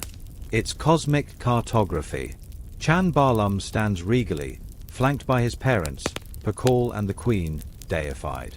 Before them rises a stylized world tree, a saber, its branches reaching into a celestial realm dotted with glyphs representing stars and planets. At its base, the gaping maw of the underworld. This is the Maya cosmos rendered in stone, a map of existence, a family portrait, and a divine validation of Chan Barlam's right to rule all in one. The craftsmanship is ethereal, delicate curls of smoke, feathers so fine they seem to flutter, faces serene yet powerful. Mainstream fact: the cross group panels are considered the pinnacle of Maya narrative art, blending theology, politics, and artistry into a single, breathtaking statement. Scholars still argue passionately about the precise meaning of every symbol. Does the cross represent the world tree, the Milky Way, or a specific sacred saber? Are the tiny figures in the celestial band ancestors or constellations? The debate hums like the Ochulam's flow, endless, vital. Standing before it, the exact interpretation matters less than the awe it inspires. It's a window into how the Maya saw their place in the universe, connected, sacred, and perpetually balanced between light and dark. Evening descends, soft and velvety. Fireflies begin their dance above the reflecting pools near the Temple of the Foliated Cross. The waterfall's murmur deepens. You sit on a low step, the cool stones seeping through your clothes. Palenque's magic isn't just in its stones, it's in the atmosphere. The way mist clings to the hillsides at dawn. The symphony of frogs and night birds replacing the daytime hum. The feeling that kings, though buried, might still stroll these moonlit courtyards. A local caretaker, an elderly man sweeping leaves with a twig broom, pauses. They knew beauty, he says softly, gesturing towards the Temple of the Sun, its roof comb silhouetted against the indigo sky. Not just power, beauty. He smiles. That lasts. You breathe in the sweet, cool air. Copán's artistic struggle, Tikal's martial pride, they feel distant here. Palenque chose a different path, elegance over intimidation, harmony over dominion, introspection alongside power. It feels like a sanctuary, not just for kings, but for the soul. The stones seem to exhale peace. The water's song is a lullaby. Tomorrow, we'll descend into the underworld with Tikal. But tonight, let Palenque's gentle grace wash over you. The moon silvering the palace tower is the only crown this city needs. Section 13. The moonlit serenity of Palenque's courtyards fades as you stand before the Temple of the Inscriptions at dawn. Mist clings to its 9 terrace levels, each step representing a layer of Xibalba, the Maya underworld. The air is cool, heavy with the scent of wet stone and earthworms. Yesterday's ethereal beauty now feels like a prelude to something deeper, darker, profoundly intimate. You're not just visiting a tomb, you're descending into the psyche of a civilization that saw death not as an end, but as a cosmic threshold. Kayanich Janea Pakal awaits. A narrow doorway, once sealed by a massive stone, gapes open like a silent mouth. You duck inside, leaving the chirping birds and rustling ferns behind. Instantly, the world changes. The humid warmth vanishes, replaced by a chill that seeps into your bones. Before you, a steep, corbel-vaulted staircase plunges into absolute darkness. The steps, worn smooth by centuries of cautious footsteps and a few reckless archaeologists, feel treacherously slick underfoot. Your hand brushes the wall, cold, damp limestone. The only sound is your own breath echoing in the cramped space. Mainstream fact anchors your descent. Discovered in 1952 by Alberto Roslilia, this is the only Mesoamerican pyramid built expressly as a tomb, a sacred mountain cradling its king for over 1,300 years.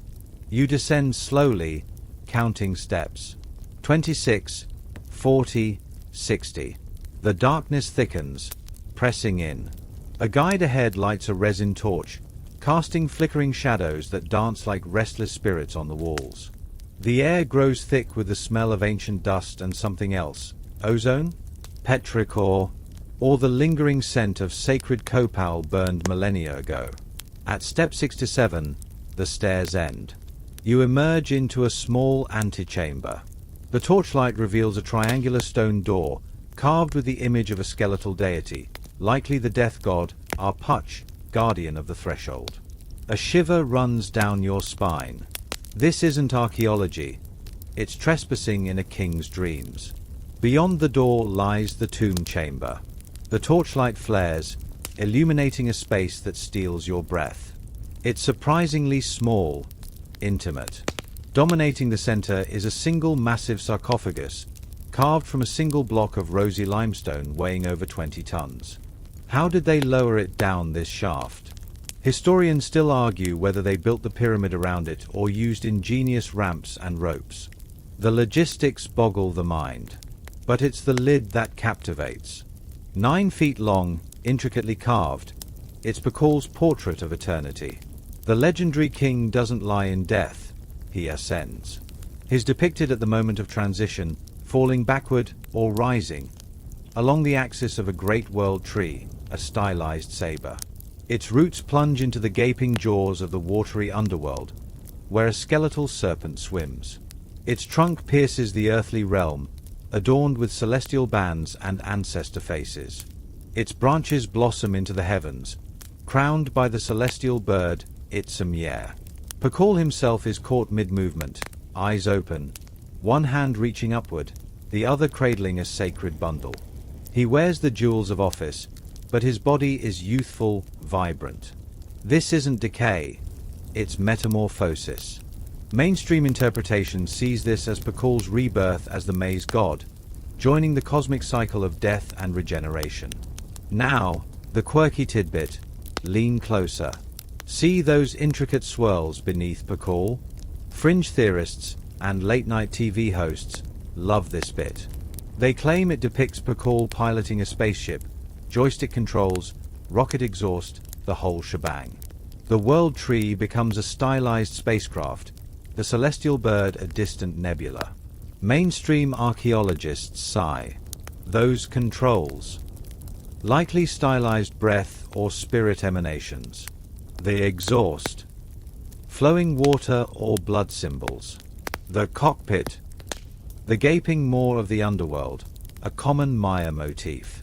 But hey, if you prefer ancient astronauts over sacred sabers, the image does look weirdly rocket-like. A light joke, maybe Pakal wasn't becoming Maze, he was aiming for Mars. Ancient aliens. Indeed. The scholarly debate is far richer. Look at Pakal's posture. Some see him falling into death. Others see him actively rising out of it. Is the tree supporting him or consuming him? What's in the sacred bundle? Seeds for the afterlife? His royal regalia. His lunch. Unlikely. The precise celestial events depicted, the arrangement of planets, the sun's position, remain fiercely contested. Was this lid a snapshot of the sky on his death day in 683 CE? Or a timeless, symbolic map? The glyphs framing the scene offer clues, dates, names, rituals, but their full narrative is still being untangled, glyph by painstaking glyph. Death, for the Maya, was a complex bureaucracy requiring precise paperwork. The torchlight flickers over the chamber walls. 5 life-size stucco reliefs of nobles gaze down, their painted colors miraculously preserved in the cool, dry darkness, deep reds, turquoises, creamy whites. These are the Palenque triad gods, Tikal's divine companions or ancestors welcoming him into the celestial fold. Their eyes seem to follow you.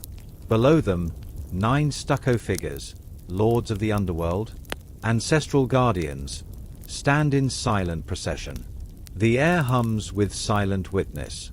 Beneath the sarcophagus, hidden offerings whisper, jade mosaics, pearls, stingray spines for bloodletting, and 2 exquisite jade death masks, one for Tikal, serene and eternal, another likely for his queen, Lady Tizedakbuajor. The jade's cool green glow feels alive in the torchlight. Holding a piece, you'd feel its weight, not just physical, but historical. This wasn't mere wealth, it was spiritual currency for the journey ahead. You step back, overwhelmed. The chill deepens.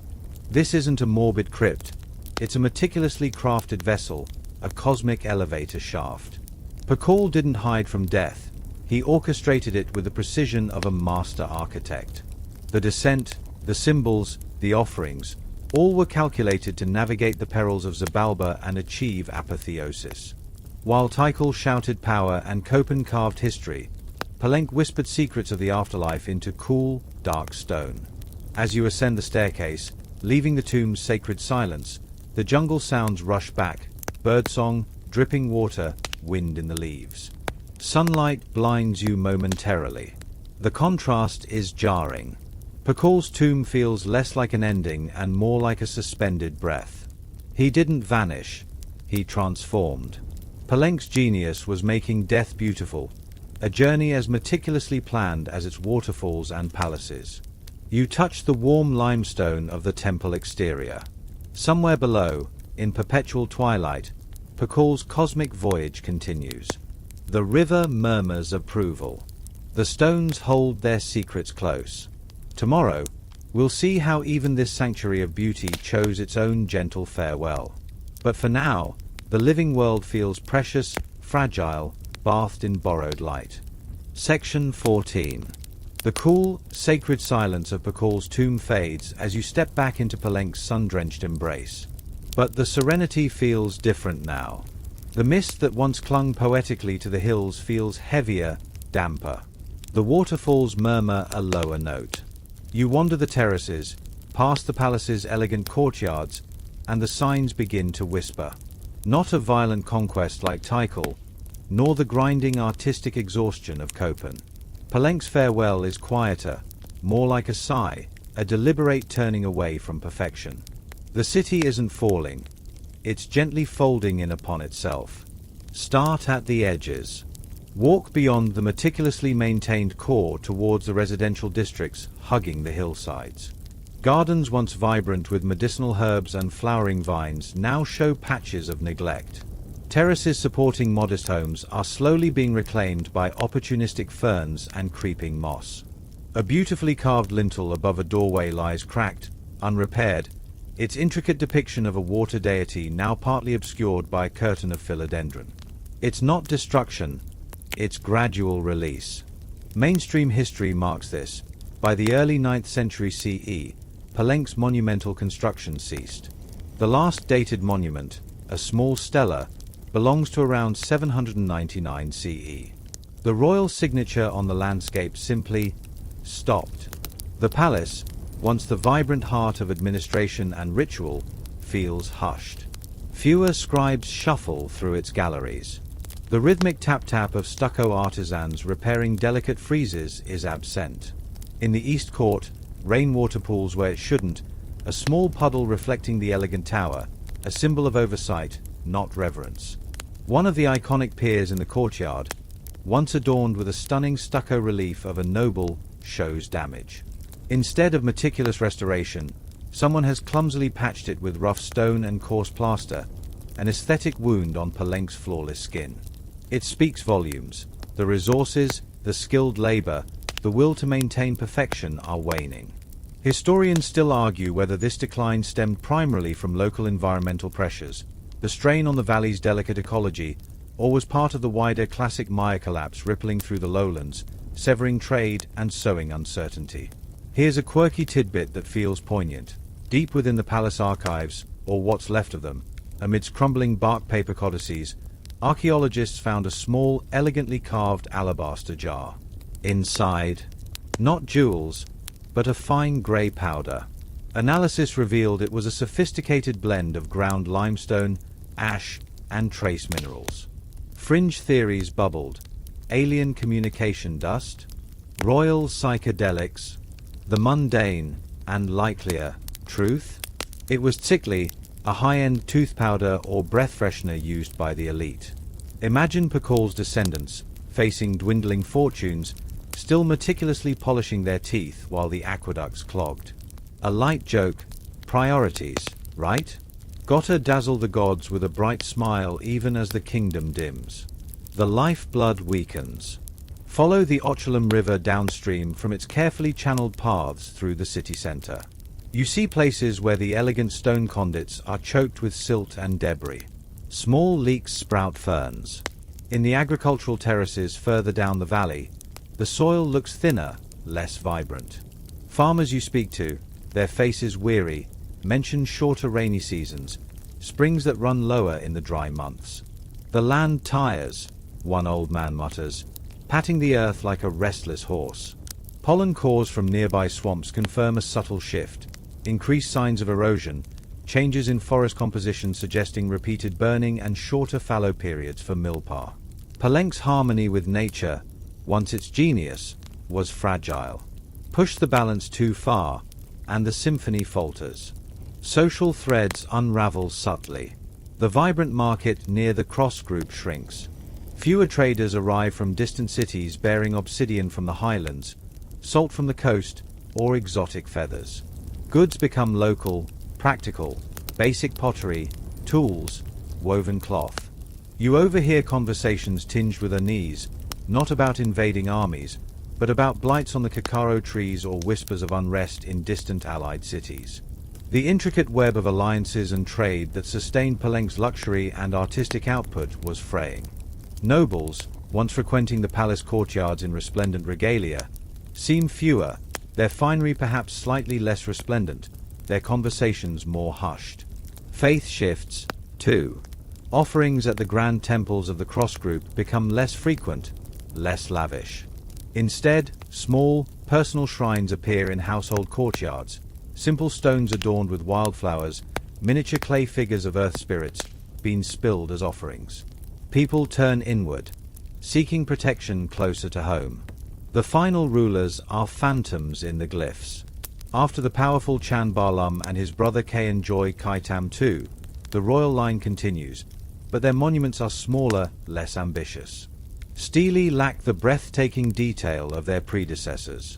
One late ruler, Kainich Kuk Bialam II, erects a few modest structures, but they feel like echoes. His portraits on stele show the traditional regalia, but the spark of divine confidence seen in Tikal or Chan Barlum seems dimmed. The propaganda feels forced, like a play performed for an ever-shrinking audience. The divine mandate feels questioned.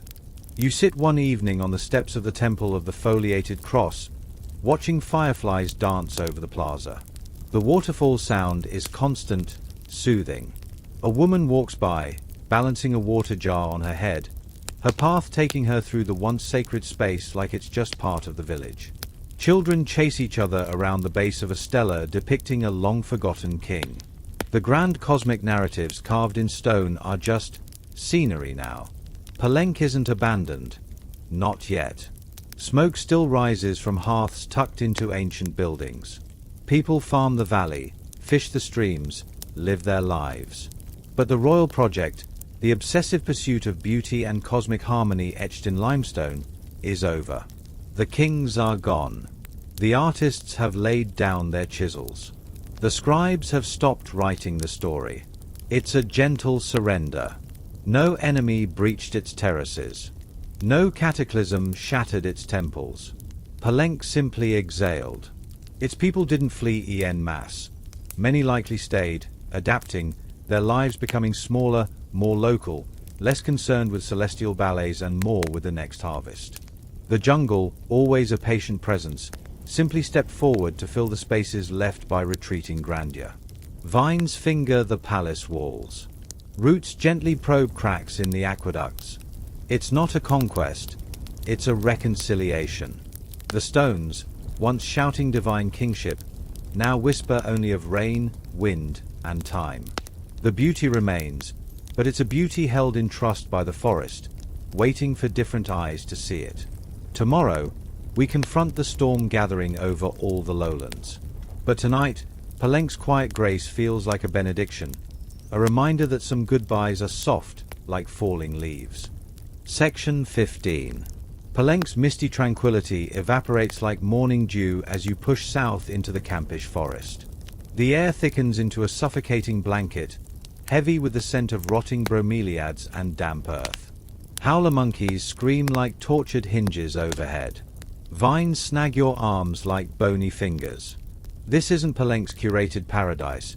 It's a green fortress, dark and brooding. And buried within it, deeper and vaster than imagination allows, lies Calakmul, Tikal's shadow, its nemesis, the heart of the Snake Kingdom. You're not entering a city, you're infiltrating the lair of a dragon. Your boots sink into black muck. Every step feels like trespassing. The canopy swallows the sky, casting the forest floor in perpetual twilight. Mosquitoes swarm in hungry clouds. You wipe sweat from your eyes, it's useless, more replaces it instantly. Then, through a tangle of aerial roots, you see it, structure 2. Not a pyramid. A landmass. Even shrouded in saber trees and strangler figs, its bulk blots out the horizon. It's wider than Tikal's Temple 4, its base sprawling across acres. Climbing it feels like scaling a mountain that decided to wear a crown of stone. Halfway up, gasping, you pause. The forest stretches endlessly in every direction, a rolling, impenetrable green sea. Calakmul didn't dominate the landscape, it became the landscape. Mainstream fact hits you. At its zenith, around 650 CE, Calakmul controlled a network of vassal states stretching from the Yucatan to Guatemala, rivaling Tikal's influence with an estimated 50,000 souls within its core alone. This was less a city, more a geopolitical octopus. You finally reach Structure 2's summit platform. Jungle stretches to every horizon, no distant temples piercing the green, no open vistas. Calakmul thrived on isolation, a hidden spider at the center of a vast web. From here, you imagine signal fires flickering at night, relaying messages to allies dozens of miles away. Down below, the Grand Plaza unfolds, not a single open space, but a series of interconnected plazas and courtyards, each larger than a football field. Structure I looms opposite, another monumental pyramid. Between them, the ball court feels almost modest, a deadly playground for nobles. The scale is staggering, but it's not beauty, it's weight. Power condensed into limestone. Meet the Canule dynasty, the Snake Kings. Their emblem, a coiled serpent, sometimes wearing a crown. Not cute garden snakes. Think anacondas with political ambitions. They didn't just rule, they entangled. Their strategy was alliances, marriages, and the occasional strategic beheading. Tikal was the proud jaguar, Calakmul was the patient python. Historians still argue whether Calakmul ruled a centralized empire or a loose confederation held together by fear, favors, and royal snake charmers. Metaphorical, probably. Glyphs boast of star war victories, decisive strikes against rivals, like Tikal's humiliation in 562 CE. One king, Uqnum II, Uqnum the Great, ruled for over 50 years, pulling strings across the lowlands like a puppeteer shrouded in jungle mist. Now, the quirky tidbit. Deep in the labyrinthine Structure 3, archaeologists found a tomb. Inside, beside jade and pottery, lay something unexpected. Dozens of spiny oyster shells, meticulously arranged. Not local. From the Caribbean coast, hundreds of miles away. Why? Fringe theories whisper they were sonic devices, blown like conches to summon rain spirits or terrify enemies with unearthly wails. Mainstream guess: status symbols. The Maya equivalent of collecting rare vinyl. Check out my imported seashells, peasant. They whisper secrets of my massive trade network. Back on the plaza, the heat shimmers. You notice the stele, over 120 found, more than any other Maya city. Kings stare out, frozen in stone, clutching scepters shaped like serpents. Captives writhe beneath their feet. But look closer. Many faces are deliberately defaced, eyes gouged, noses smashed. Not weathering. Vandalism. When Calakmul finally fell, its enemies didn't just abandon it. They tried to erase its memory. Petty. Absolutely. Effective. The stones still whisper. The city's genius lay in its invisibility. While Tikal shouted its glory from towering temples, Calakmul operated from the shadows. Its wealth flowed not just from local resources, but from controlling trade routes: salt from the north, obsidian from the highlands, jade from the Motagua Valley. Think of it as the ultimate Amazon distribution hub, only with more human sacrifice and fewer cardboard boxes. Reservoir systems, vast and ingeniously engineered, dotted the city, catching every precious drop of rain. But sustaining this behemoth was a constant tightrope walk. A light joke: running Calakmul was like juggling vipers. Drop one, and the whole thing bites you. You descend into the labyrinthine Acropolis, a warren of palaces and administrative buildings. The air is cooler, thick with the smell of mold and ancient plaster. In a dim corridor, faint murals show processions of tribute bearers. Men from distant cities hauling bundles of Quetzal feathers, sacks of cacao, blocks of salt. This was the Snake Kingdom's lifeblood: extraction. Loyalty paid in luxury goods and terror. One chamber's floor is littered with shattered pottery, not careless housekeeping, but ritual kill holes, where vessels were smashed to release their spiritual essence during ceremonies. Power here wasn't just political. It was supernatural, sustained by blood and broken clay. As dusk bleeds into the forest, the howler monkeys fall silent. Bats flit through the plaza. Calakmul's true power feels palpable now, not in its stones, but in its silence. This was a machine built for control, hidden in plain sight. Yet, standing on Structure 2 as darkness swallows the pyramids, you feel the fragility. Empires built on webs can unravel when one strand snaps. Tikal's resurgence is coming. Drought whispers in the wind. The Snake Kingdom coils, powerful but not invincible.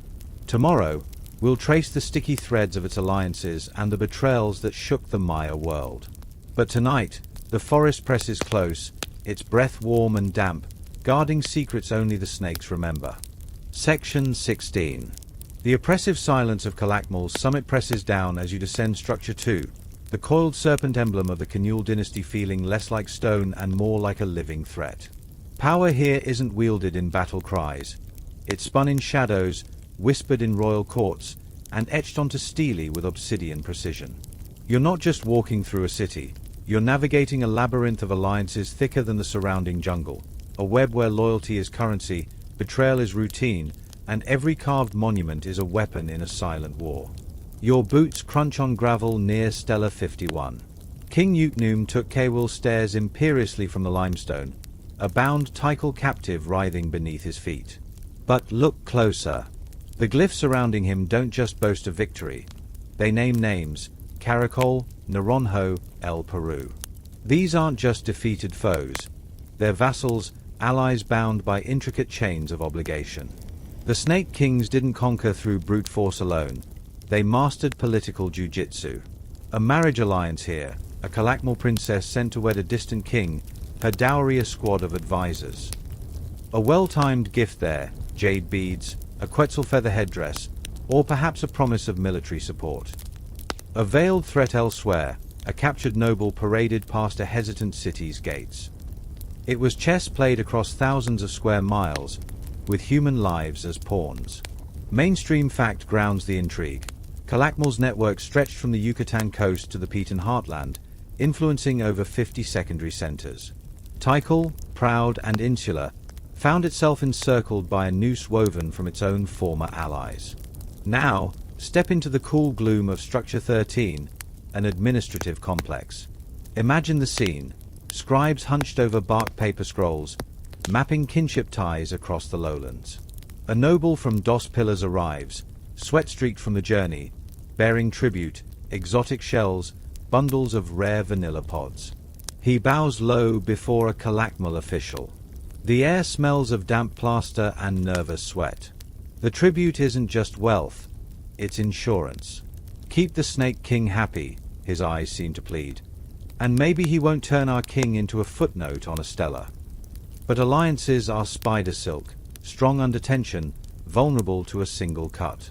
Here's the quirky tidbit. Archaeologists found a cache here containing a beautifully carved jadeite alliance cup. Analysis revealed residue of theobromine, not chocolate, but pure, potent cacao stimulant. Was it used in oath-swearing ceremonies? A Mayan espresso shot before signing a treacherous pact? Or just the bureaucrat's secret stash for late-night treaty drafting?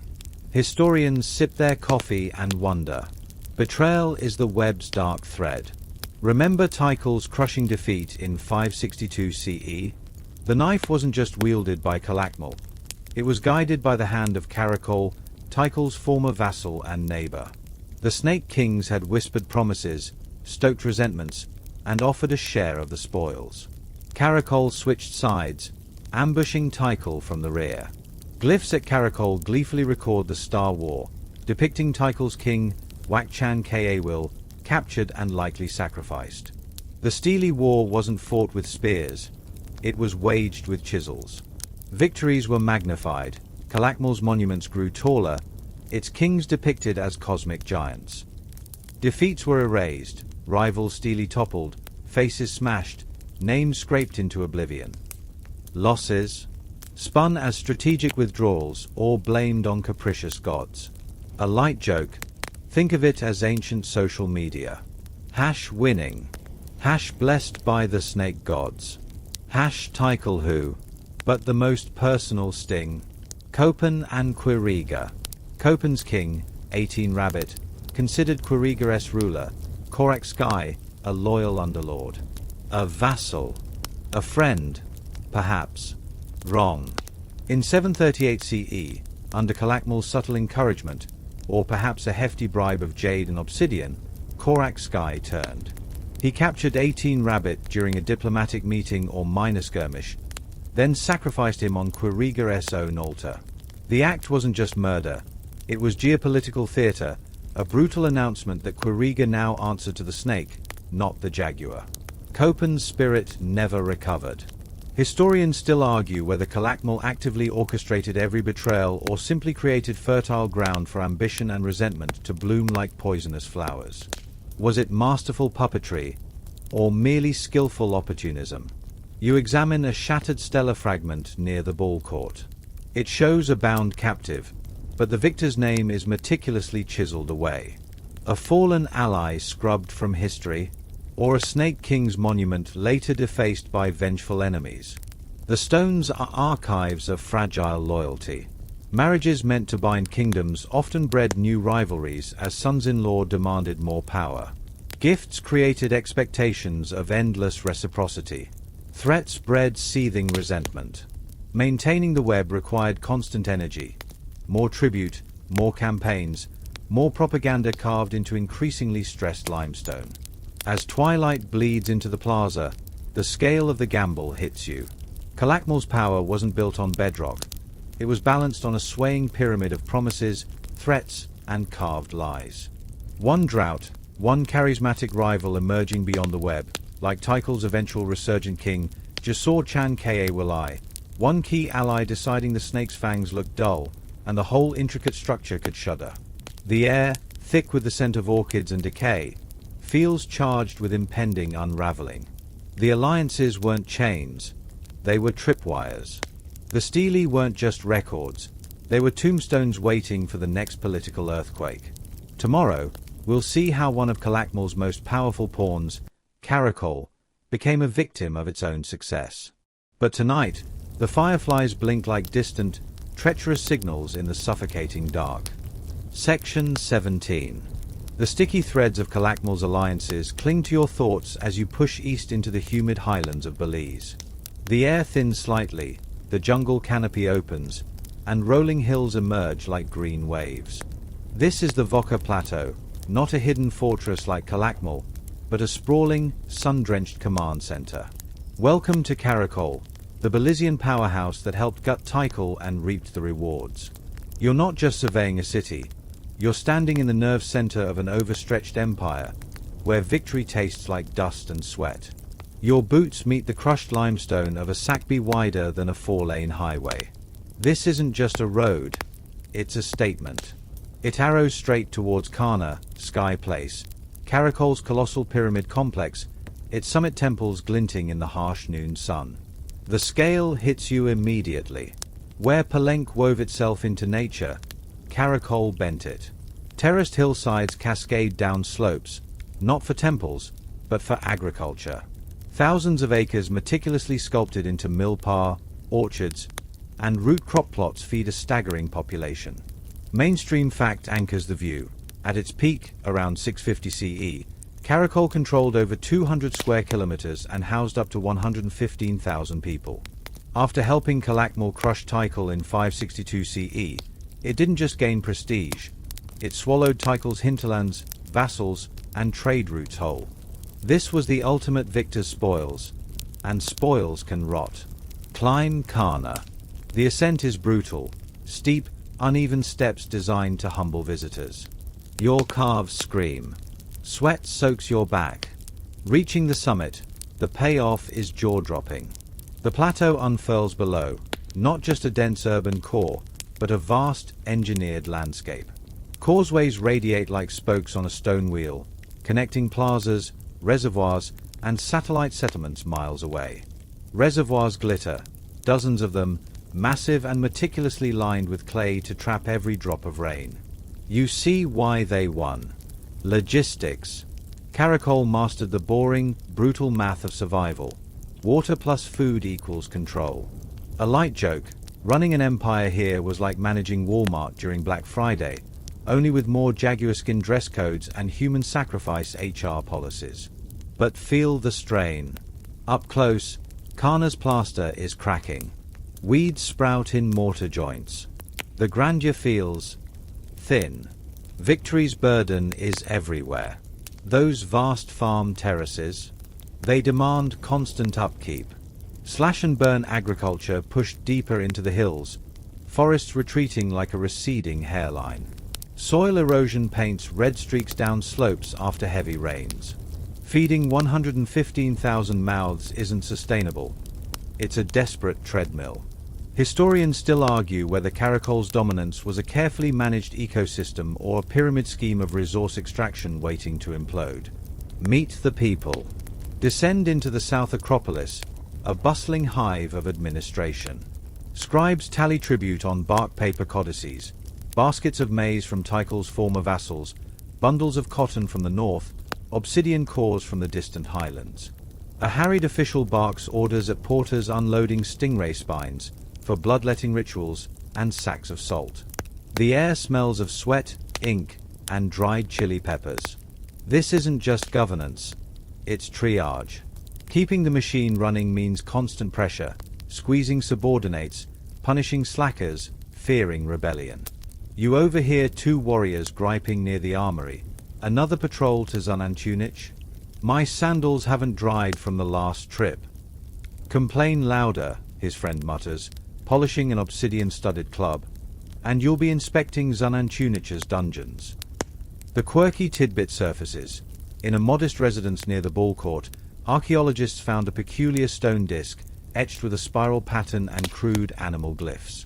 Fringe theorists labeled it a Maya Ouija board for communing with battle-dead ancestors. Mainstream guess: an early Patoli game board, a cross between checkers and gambling. Imagine off-duty warriors hunched over it, betting cacao beans, roll the jaguar, chack. I need to pay my corn tax. Even empires need playtime. Out in the hinterlands, the grip loosens. Travel a causeway to a minor center like Hubolna. The white road here is potholed, unrepaired. The local Plaza Stella shows a caracol-appointed governor, but his image is crudely carved, his titles inflated. Farmers till thin soil, eyes wary. Tribute collectors arrive like locusts, demanding maize for distant caracol's granaries. Resentment simmers.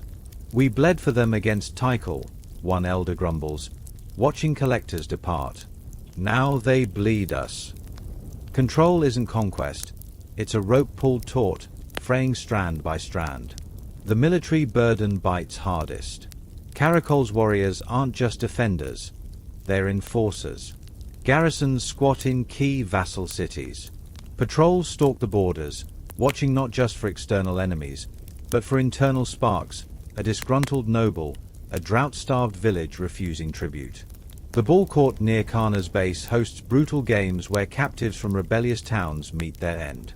It's not ritual, it's terrorism.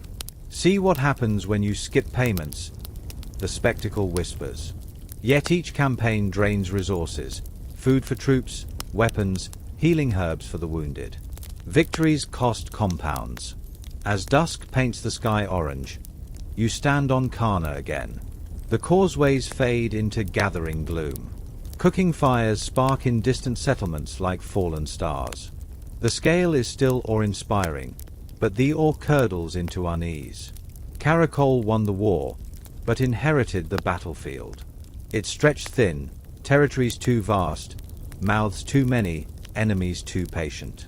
The reservoirs below shimmer, full for now. But what happens when the rains falter? When the terraces yield less? When the rope snaps? The stones feel tired. The air thrums not with triumph, but with the low hum of a straining engine. Tomorrow, we'll feel the first cracks in the foundation. But tonight, the victor's palace feels like a gilded cage, its windows overlooking an empire balanced on a knife's edge. The howler monkeys roar sounds like laughter from the dark. Section 18. The triumphant hum of Caracol's peak fades into a low, anxious murmur. You stand on Kana's summit, but the view no longer inspires awe, it induces dread. The vast reservoirs below, once shimmering symbols of control, now show wide, cracked margins of dried mud. The meticulously terraced hillsides wear patches of sickly yellow where maize should be emerald. The air itself feels wrong, thicker, hotter, carrying a gritty taste of dust on the back of your tongue. The sky isn't the clear, humid blue of memory. It's a bleached, unforgiving white. A dry wind sighs through the plaza, lifting spirals of fine, red earth. The whispers grow louder, undeniable. The rain is late. The rain is less. The rain is gone. You descend Kana, the steps feeling steeper under the oppressive sun. At the reservoir's edge, the cracked mud forms a mosaic of despair. Deep fissures gape like wounds, wide enough to swallow your hand. A woman crouches nearby, scooping the last viscous sludge from the bottom with a gourd. Her children watch, listless, their ribs faintly visible beneath thin cotton tunics. The water she collects is murky, brackish. Chark sleeps, she mutters, not looking up. The rain god's indifference is a physical weight. Mainstream fact chills you. Pollen cores drilled from lake beds across the lowlands.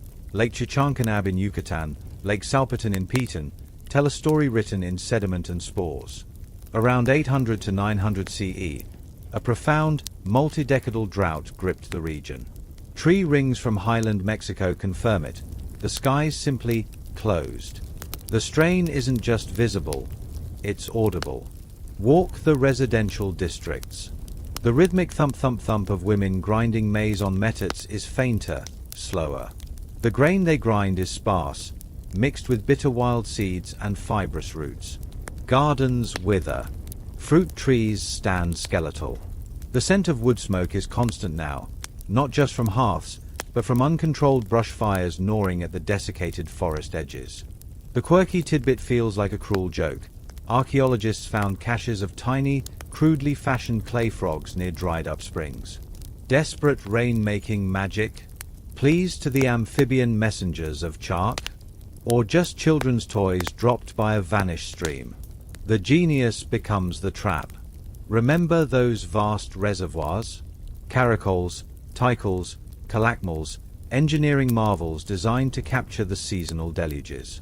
But they were built for a climate rhythm that faltered. When the rains diminished, the reservoirs didn't just hold less, they concentrated evaporation under the relentless sun. Stagnant water bred algae, parasites, disease. The lifeblood of the cities turned toxic. Maintaining the intricate canal systems feeding them became impossible as labor was diverted to desperate, failing millpower. What was designed for abundance became a vector for scarcity. Historians still argue fiercely whether the drought was the primary executioner of the classic Maya or merely the final straw that broke a civilization already buckling under population pressure, warfare, and ecological strain. Standing here, tasting the dust, the distinction feels academic. Suffering needs no labels. Feel the social fabric tearing? The market stalls are skeletal. No piles of avocados, no pyramids of chilies. A single vendor offers shriveled tubers and stringy dried meat of uncertain origin. Prices? Skyrocketing. A small jade bead might buy a handful of maize now, where once it purchased a fine pot. Tribute caravans from vassal states arrive thin, bearing excuses instead of grain. Royal decrees demanding more food sound increasingly hollow, met with sullen silence or muttered curses. Faith phrase. Priests atop Kana sacrifice more captives, spill more royal blood, chant louder to the unresponsive sky. The grand plazas, once stages for divine validation, now host only the whispers of disillusionment. If the king is holy, why won't Chark listen? Look towards the administrative buildings. Scribes still work, but their scrolls speak of dwindling stores, unrest in distant provinces, pleas for aid gone unanswered. The intricate bureaucracy of empire grinds down, choked by dust. A noble emerges, his fine cotton tunic dusty, the Quetzal feathers in his headdress bedraggled. He stares at the cracked reservoir, his face etched with a dawning horror no glyph can capture. The system, trade, tribute, royal legitimacy, was built on surplus. Surplus is gone. Out in the hinterlands, the crisis deepens. Travel a Sakbi towards a satellite village. The white road is crumbling, unrepaired. Fields lie fallow, not by choice, but because the seeds won't take in the parched earth. Farmers cluster around a dwindling spring, arguments flaring over water rights. Old alliances mean nothing when your child's lips are cracked with thirst. You hear whispers of families packing meager belongings, slipping away into the deeper forest towards rumored, distant springs, abandoning the stone promises of kings for the uncertain mercy of wilderness. The empire's edges are unraveling, thread by desperate thread. A light joke dies in your throat. Trying to run Caracol now is like hosting a banquet during a famine. The table's set, the guests are starving, and the kitchen's on fire. Gallows humor fails when the gallows are everywhere. As the white-hot sun sinks, casting long, skeletal shadows from Kana, the city's heartbeat slows. The nighttime sounds change. Fewer drums, fewer flutes. More coughs from darkened doorways. More the whimper of a hungry child quickly shushed. The air cools slightly, but the dryness persists, sucking moisture from your skin. You stand near the empty reservoir basin. The cracked mud glows faintly in the twilight, a vast, broken mosaic reflecting a broken sky. The grand causeways fade into a landscape bleached of hope. The stones of Caracol, once symbols of unshakable power, now feel like monuments to a terrifying fragility. The genius that tamed water couldn't command the clouds. The victor's crown has turned to dust. Tomorrow, the whispers of hunger will become the shouts of war. But tonight, the silence is deafening, broken only by the dry rattle of dead leaves skittering across the plaza, pushed by a wind that brings no rain. Section 19. The cracked earth of Caracol's reservoir isn't just a wound, it's a symptom. The drought's bony fingers tighten around the lowlands, and you feel civilization's foundations tremble. What begins as thirst becomes a cascade, systems failing like rotten ropes snapping under load. You're not witnessing decline, you're watching dominoes topple across kingdoms. Start with water. That precious sludge the woman scooped? It's gone. The reservoir is a dust bowl. Families dig shallow pits in riverbeds, sucking up brackish seepage. At Tikal's once proud reservoirs, green scum thickens into a stinking crust.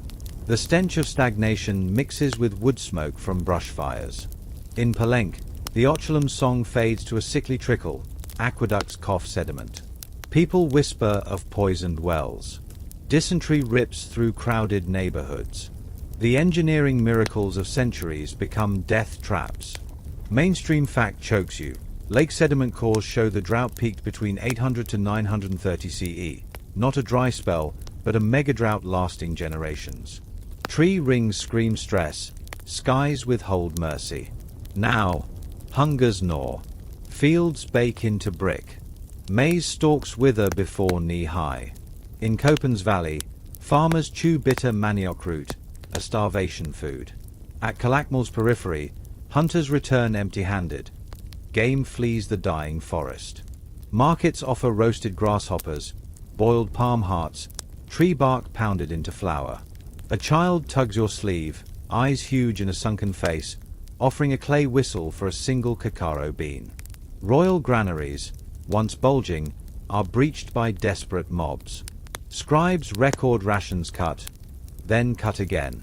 The social contract phrase, why feed the priest chanting to deaf gods? Why haul stone for a king who can't bring rain? The quirky tidbit curdles your stomach. Near Caracol's palace, archaeologists found a pit filled with shattered incense burners, hundreds. Not ritual, desperation, fringe theory, a mass smoke signal to the gods. Likelier, a final, furious act. You want incense, Chark? Choke on it.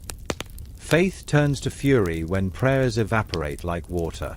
Governance crumbles. In Tikal's Acropolis, a scroll lies trampled, a tax demand to a village that no longer exists. Messengers don't return from the hinterlands. Calakmul's snake king sends orders to vassals. Silence echoes back. The tribute web dissolves. No salt from the north. No obsidian for tools. No feathers for royal headdresses. Bureaucrats abandon ledgers to dig in their own withered gardens. Soldiers tasked with grain collection become bandits, stealing the last seeds. A noble's house in Palenque is stripped bare. Plaster scavenged for lime to treat sour soil, door lintels chopped for firewood. Order isn't overthrown, it evaporates. Historians still argue whether collapse was inevitable. Could smarter kings have stored more grain, shifted crops, united against the crisis? Or was the system too rigid? Too many mouths, too few variables, too much faith in cycles that broke? Standing in a looted scribe's workshop, wax tablets melted, styli snapped, the debate feels hollow. Survival doesn't wait for hindsight. Feel the societal immune system fail? Elders are left behind on forced marches to find water. Infants wail endlessly, then fall silent. Traditional healers, their herb gardens dust, resort to grim remedies. Powdered jade for strength, useless. Nightshade poultices for fever, deadly. In Copán, a mass grave appears outside the city. No ritual, just necessity. The stones don't record these deaths. They were too poor, too late. Trade routes wither. The wide Sakbiob grow quiet. Jaguar pelts mold in warehouses. Cacao beans, once currency, are eaten rather than traded. A merchant from distant Excalumpkin staggers into Caracol's plaza, skeletal, babbling of dead cities and dried rivers. He offers a single obsidian blade for a gourd of water. No takers. Isolation breeds dread. Rumors swirl. Cannibals in the hills. Demons stealing rain. Kings sacrificing their own children. Panic, like fire, leaps from heart to heart. Religion twists. In Tikal's great plaza, a self-proclaimed prophet shrieks atop Temple 2, tearing his clothes, demanding blood, more blood, to appease the silent sky. A frenzied crowd drags a captured thief to the altar. The priest's obsidian knife is dull, the cut is ragged. The gods remain mute. Elsewhere, people abandon grand temples for caves, offering crude clay figurines to chthonic spirits who might listen deeper underground. Old gods are discarded. New terrors are invented. The ecological dominoes fall. Deforestation accelerates as people cut anything burnable for cooking fires. Hillsides, stripped bare, bleed topsoil into silted rivers during rare downpours. Erosion clogs reservoirs faster than they can be dredged. Jaguars, desperate, stalk human settlements. Monkeys vanish. The delicate balance that sustained millions tips into freefall. A light joke feels like ash. The Maya didn't vanish. They were erased by 1,000 paper cuts from a sky made of stone. You stand at dusk on Karna's crumbling summit. Below, Caracol isn't lit by hearths, but by scattered, flickering campfires of squatters camping in royal courtyards. The grand causeways are dark gulfs. The silence isn't peaceful, it's exhausted. Systems, water, food, faith, authority, haven't just failed, they've imploded. The genius of the classic Maya wasn't enough against a climate shift that broke their world. The stones weep dust. The air tastes of endings. Tomorrow, the last domino falls. Warfare, not for glory, but for the final muddy puddle in a dried-up creek.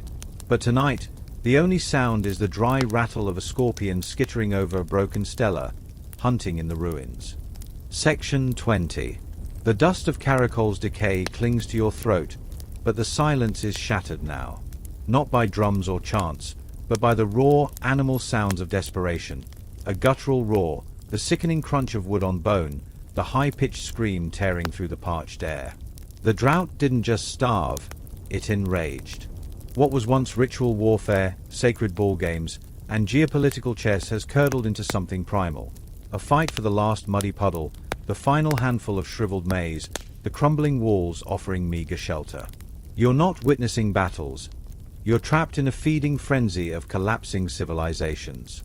The setting isn't a grand plaza anymore. It's the ragged edge of Tikal's earthworks, breached years ago and never fully repaired.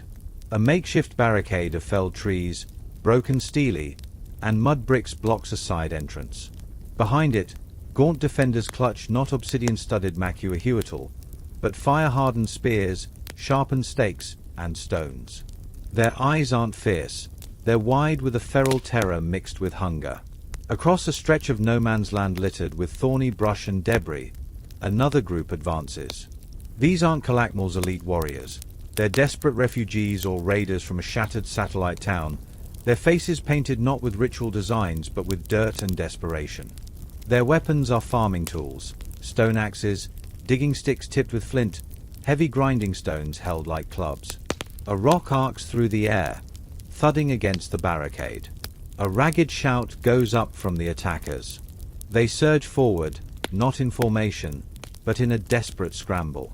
The defenders meet them with a volley of thrown stones and sharpened sticks. The clash is brutal, inelegant. No shield walls, no feints. It's a tangle of limbs, desperate grappling, the wet thud of stone meeting flesh. You see a defender, perhaps a farmer weeks ago, drive a sharpened stake into an attacker's thigh. The man screams, collapsing, clawing at the wound. Another attacker smashes a grinding stone down on a defender's shoulder. The bone snaps with an audible crack. The air fills with the coppery stench of fresh blood mixing with the ever-present dust.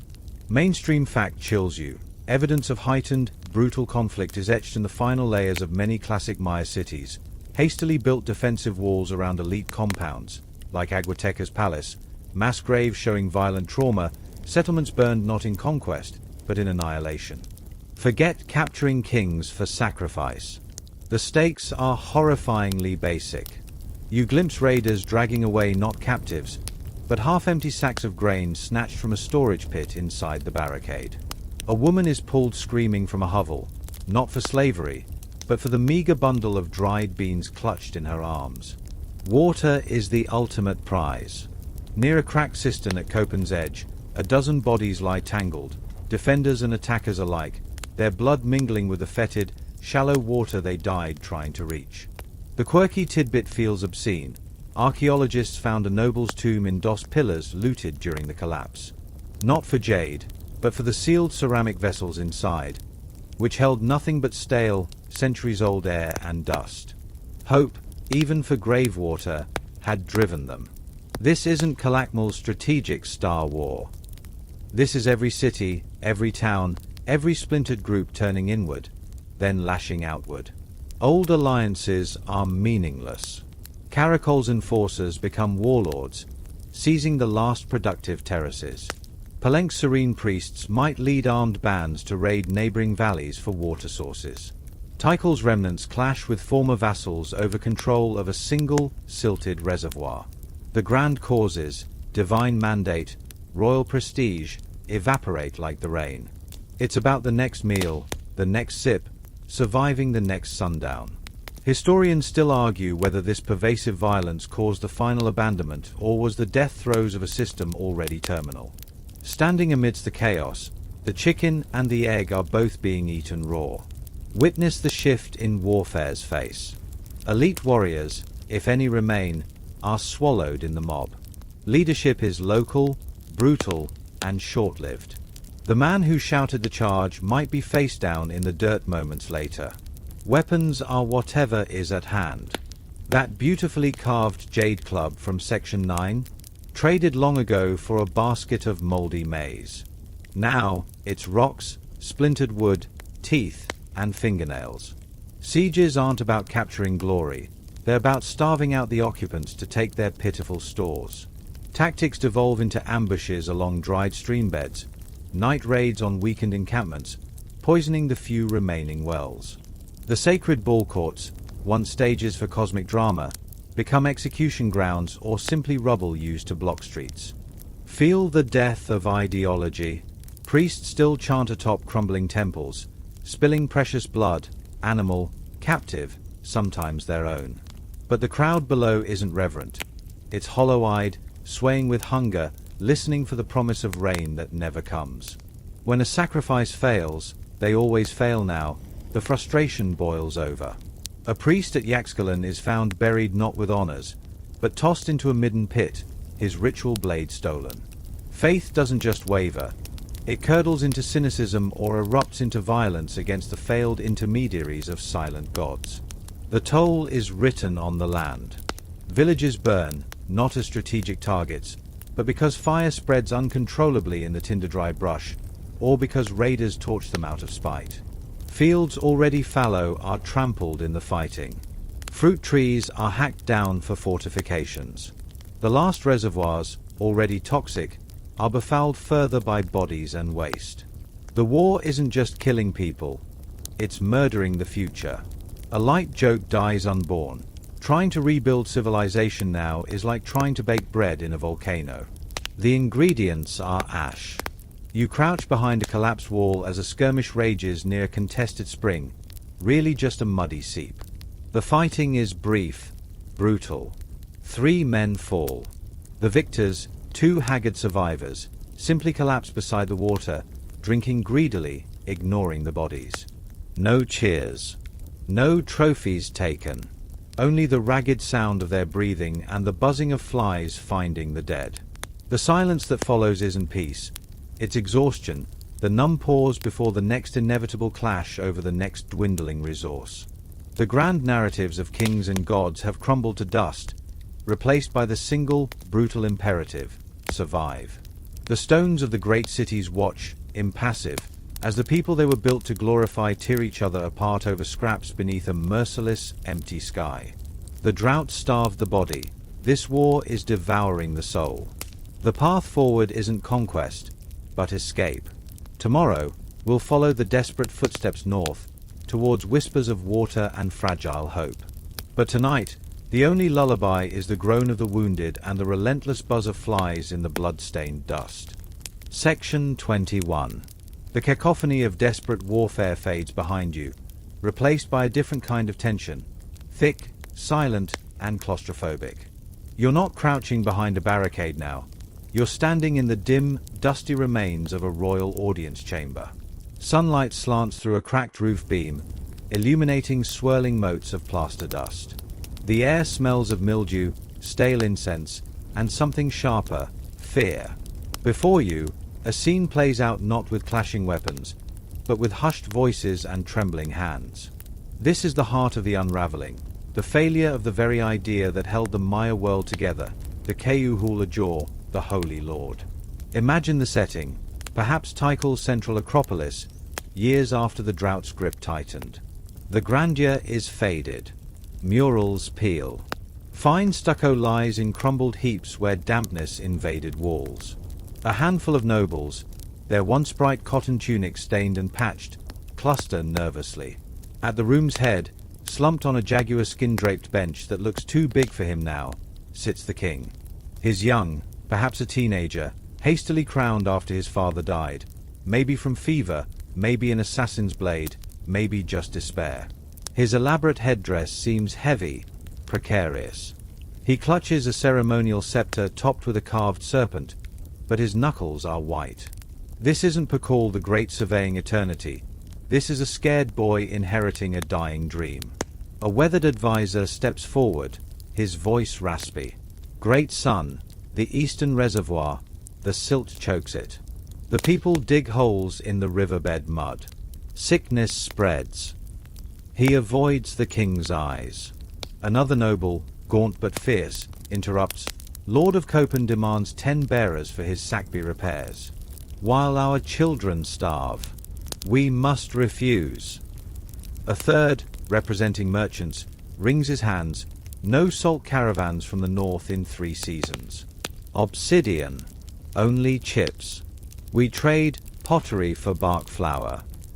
The problems cascade: water, food, crumbling infrastructure, severed trade, external demands. Mainstream fact anchors the dread. The institution of divine kingship rested on a sacred contract. The king ensured cosmic balance, rains, harvests, victory, through ritual and connection to the gods. In return, the people provided labor, tribute, and unwavering faith. The drought shattered that contract. The king couldn't command the clouds. Watch the young ruler's face. Confusion flickers, then a flash of petulant anger. Summon the high priest, he commands, his voice cracking. Tell him, double the sacrifices. Bleed the captives at dawn atop Temple 4. Chark must listen. It's a reflex, learned from steely and childhood tales. The solution isn't dredging reservoirs or rationing grain. It's spilling more blood on altars that have drunk oceans of it to no avail. The nobles exchange glances. The fierce one suppresses a scoff. They've seen this before. The old king tried it. His father before him. The rains didn't come. The quirky tidbit here feels like a dirge.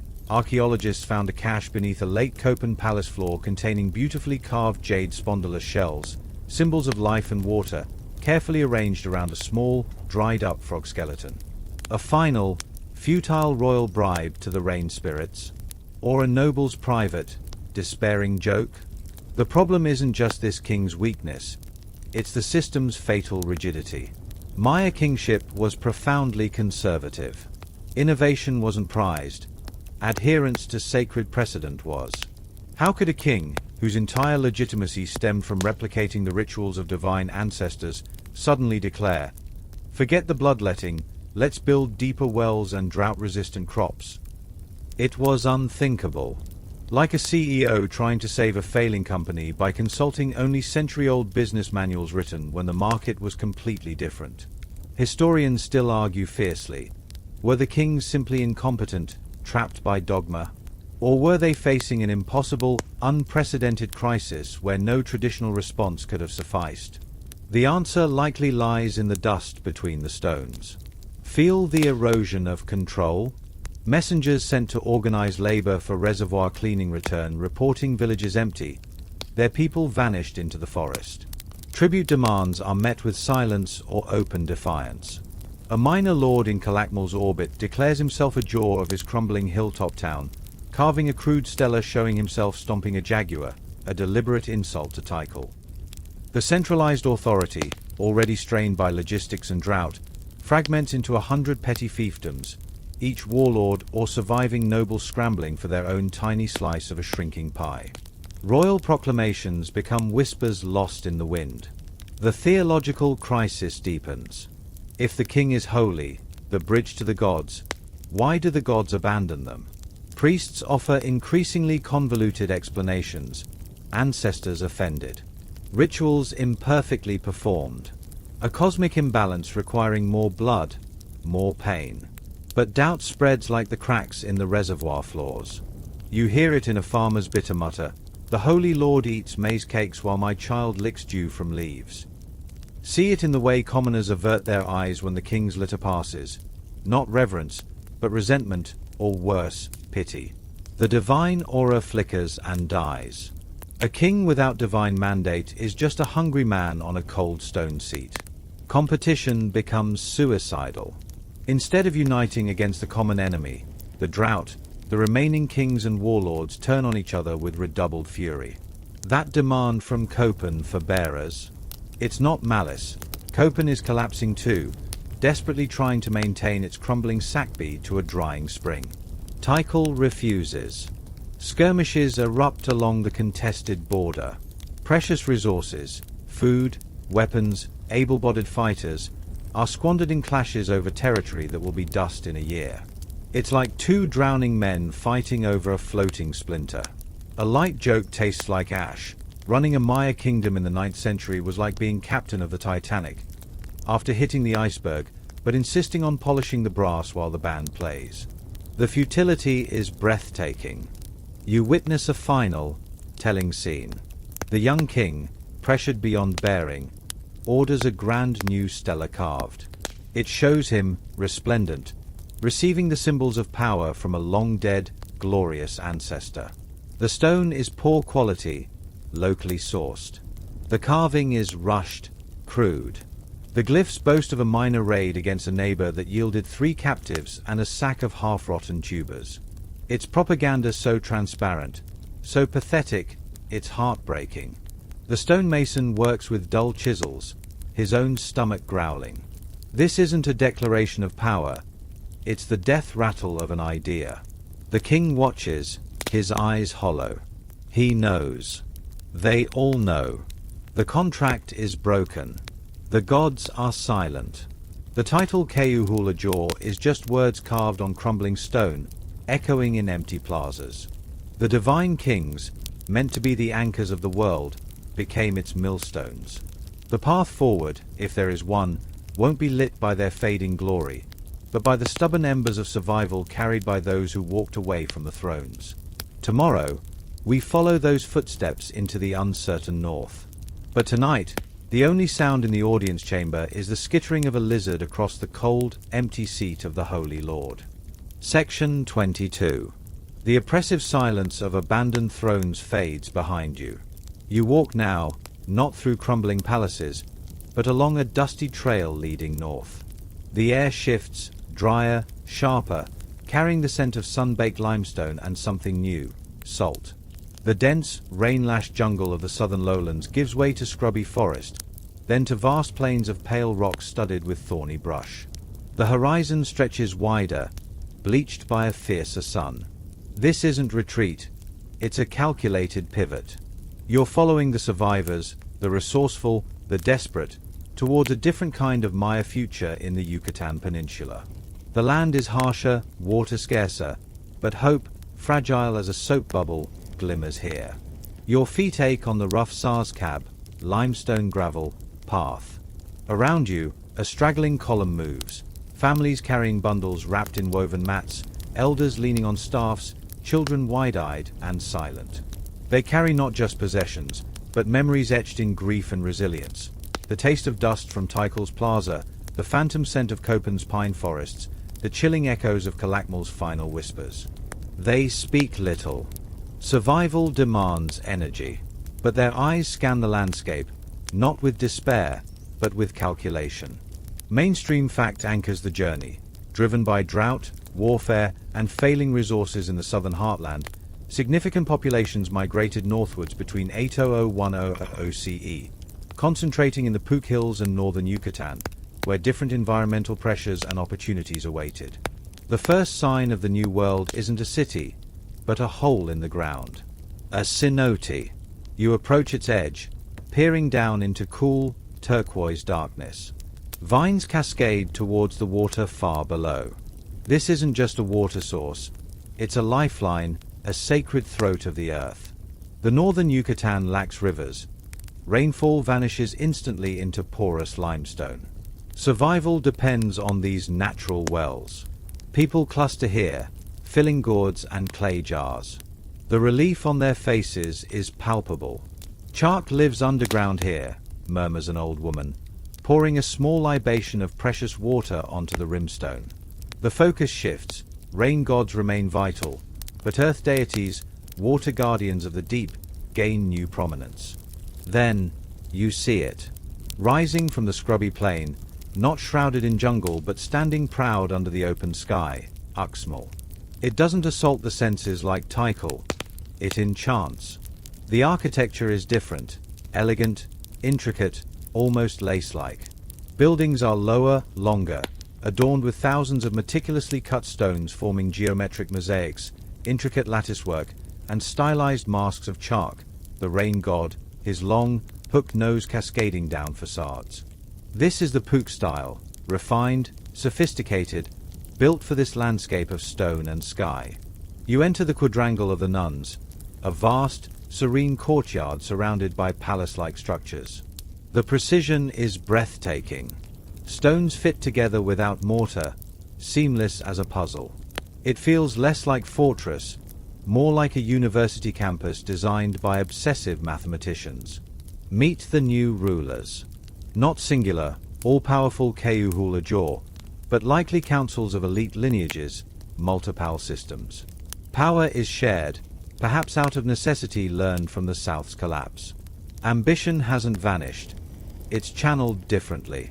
At the governor's palace, a sprawling masterpiece dominating a massive artificial platform, the scale whispers control, but the intricate facades speak of communal patronage, a shared statement of power and piety. Historians still argue fiercely whether Uxmal's rulers were true kings or powerful oligarchs governing through consensus. The stones keep their secrets, but the emphasis feels collective, resilient. Here's a quirky tidbit. Climb the impossibly steep steps of the Pyramid of the Magician. Legend says it was built in a single night by a dwarf king conjured from an egg. Archaeology suggests multiple phases. But the real magic. Stand facing the governor's palace doorway at dawn on the summer solstice. The rising sun aligns perfectly through a series of doorways, illuminating a specific Chark mask on the palace facade.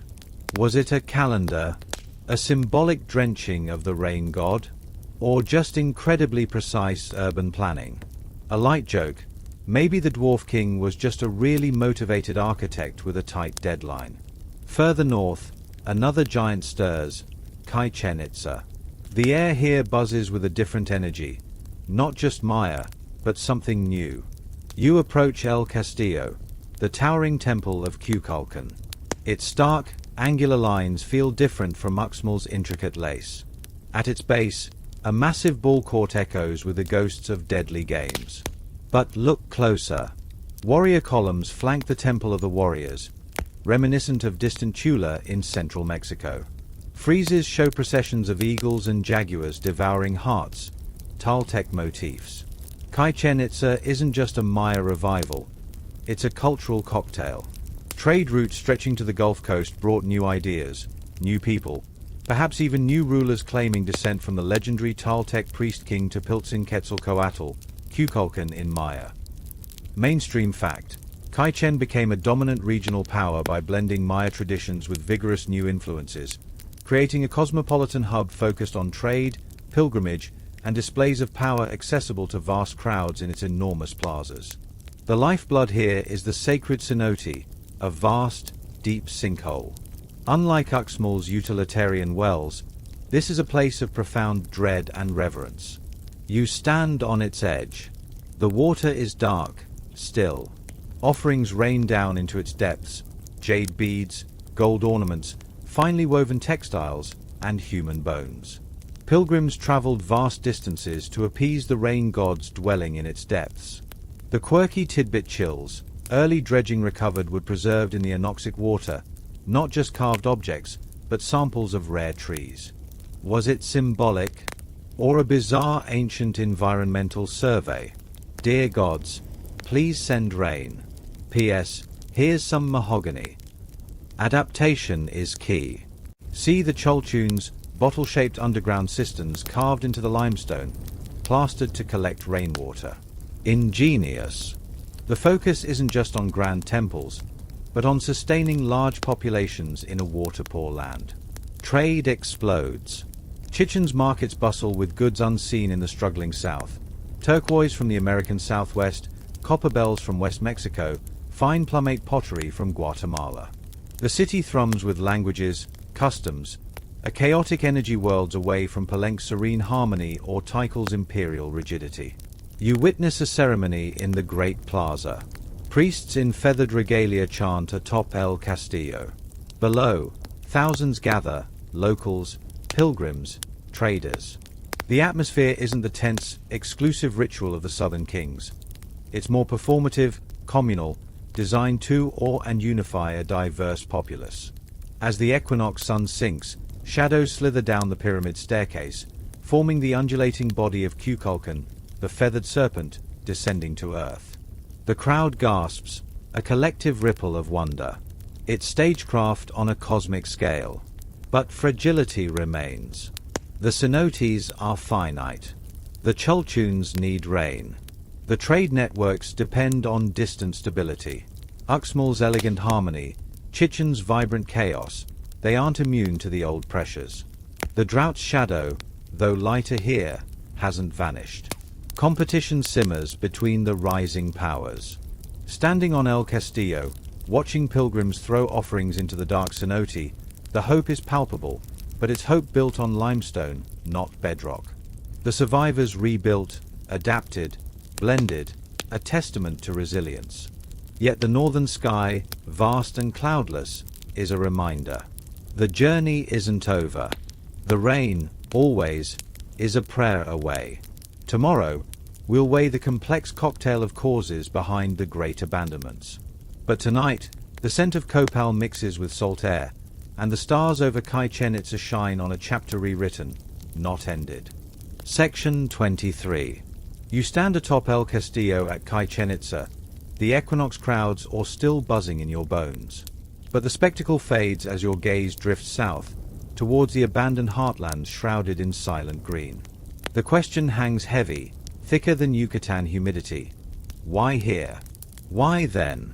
Why did the thriving classic cities collapse while the North adapted? The answer isn't etched on a stela. It's a roaring academic brawl fought with pollen cores, shattered pottery, and fiercely wielded theories. You're not just pondering history. You're stepping into a scholarly war zone where the only casualty is certainty. Scene, a stuffy conference room, real or imagined. Think fluorescent lights humming like tired cicadas, coffee-stained maps pinned to walls, and the scent of old paper and intellectual tension. Scholars cluster, their voices a low rumble of passionate disagreement. The mainstream anchor, a geologist, strides to a projected image, a sediment core from Lake Chichancanab, Yucatan. It looks like a layered cake of mud. See this band? She jabs a laser pointer. Pale, mineral-rich. 800 to 930 CE. Dust. She clicks. Graphs appear, oxygen isotope ratio spiking, tree rings narrowing into desperate gasps. The data is unequivocal. A multi-century mega drought. Not a dry spell, a climatic sledgehammer. Mainstream factlands, multiple independent proxies, lake sediments, speleothems, tree rings, confirm severe drought coincided precisely with the classic Maya collapse in the southern lowlands. Rainfall may have dropped 25 to 40%. For societies utterly reliant on seasonal rains and surface reservoirs, it was a death sentence written in dry air. But was it just drought? A bearded anthropologist scoffs. Correlation isn't causation. Drought was the trigger, not the gun. He gestures wildly towards maps of Tikal, Caracol, Calakmul. Look at the scale. Populations ballooned beyond what even good years could sustainably support. They deforested watersheds, eroded topsoil, depleted nutrients. The system was a pressure cooker before the drought hit. He evokes Caracol's straining terraces, Tikal's reservoirs choked with silt from upland erosion. The drought didn't just cause famine. It exposed ecological fragility centuries in the making. They engineered water, not sustainability, he mutters. Historians still argue whether population pressure alone could have caused collapse without the climatic hammer. The political unraveling, a sharp-dressed historian steps up. You ignore the human chaos. She projects glyphs detailing Tikal's humiliation by Calakmul and Caracol, Copán's king sacrificed by his vassal. The drought intensified existing fractures. Warfare wasn't ritual, it became existential, fights over the last puddle, the last granary. She paints the grim picture from Section 20. Alliances shattered, tribute networks dissolved, kings unable to fulfill their divine contract to bring rain. Legitimacy evaporated faster than the reservoirs. The system, divine kingship, royal monopolies, elite demands, became a liability, not a solution. It couldn't adapt. It could only break. The ideological implosion. A quiet archaeologist specializing in ritual objects speaks next. He holds up a replica of a shattered Copán incense burner. Faith failed. When desperate bloodletting and sacrifices yielded no rain, Section 21, the core belief in the king's divine power crumbled. Imagine the psychological toll. Generations taught kings were the bridge to the gods, and the bridge led nowhere. Despair breeds disillusionment, then defiance. He points to evidence of commoners abandoning grand temples for household shrines, looting royal tombs not just for treasure, but perhaps defiance. The social glue dissolved.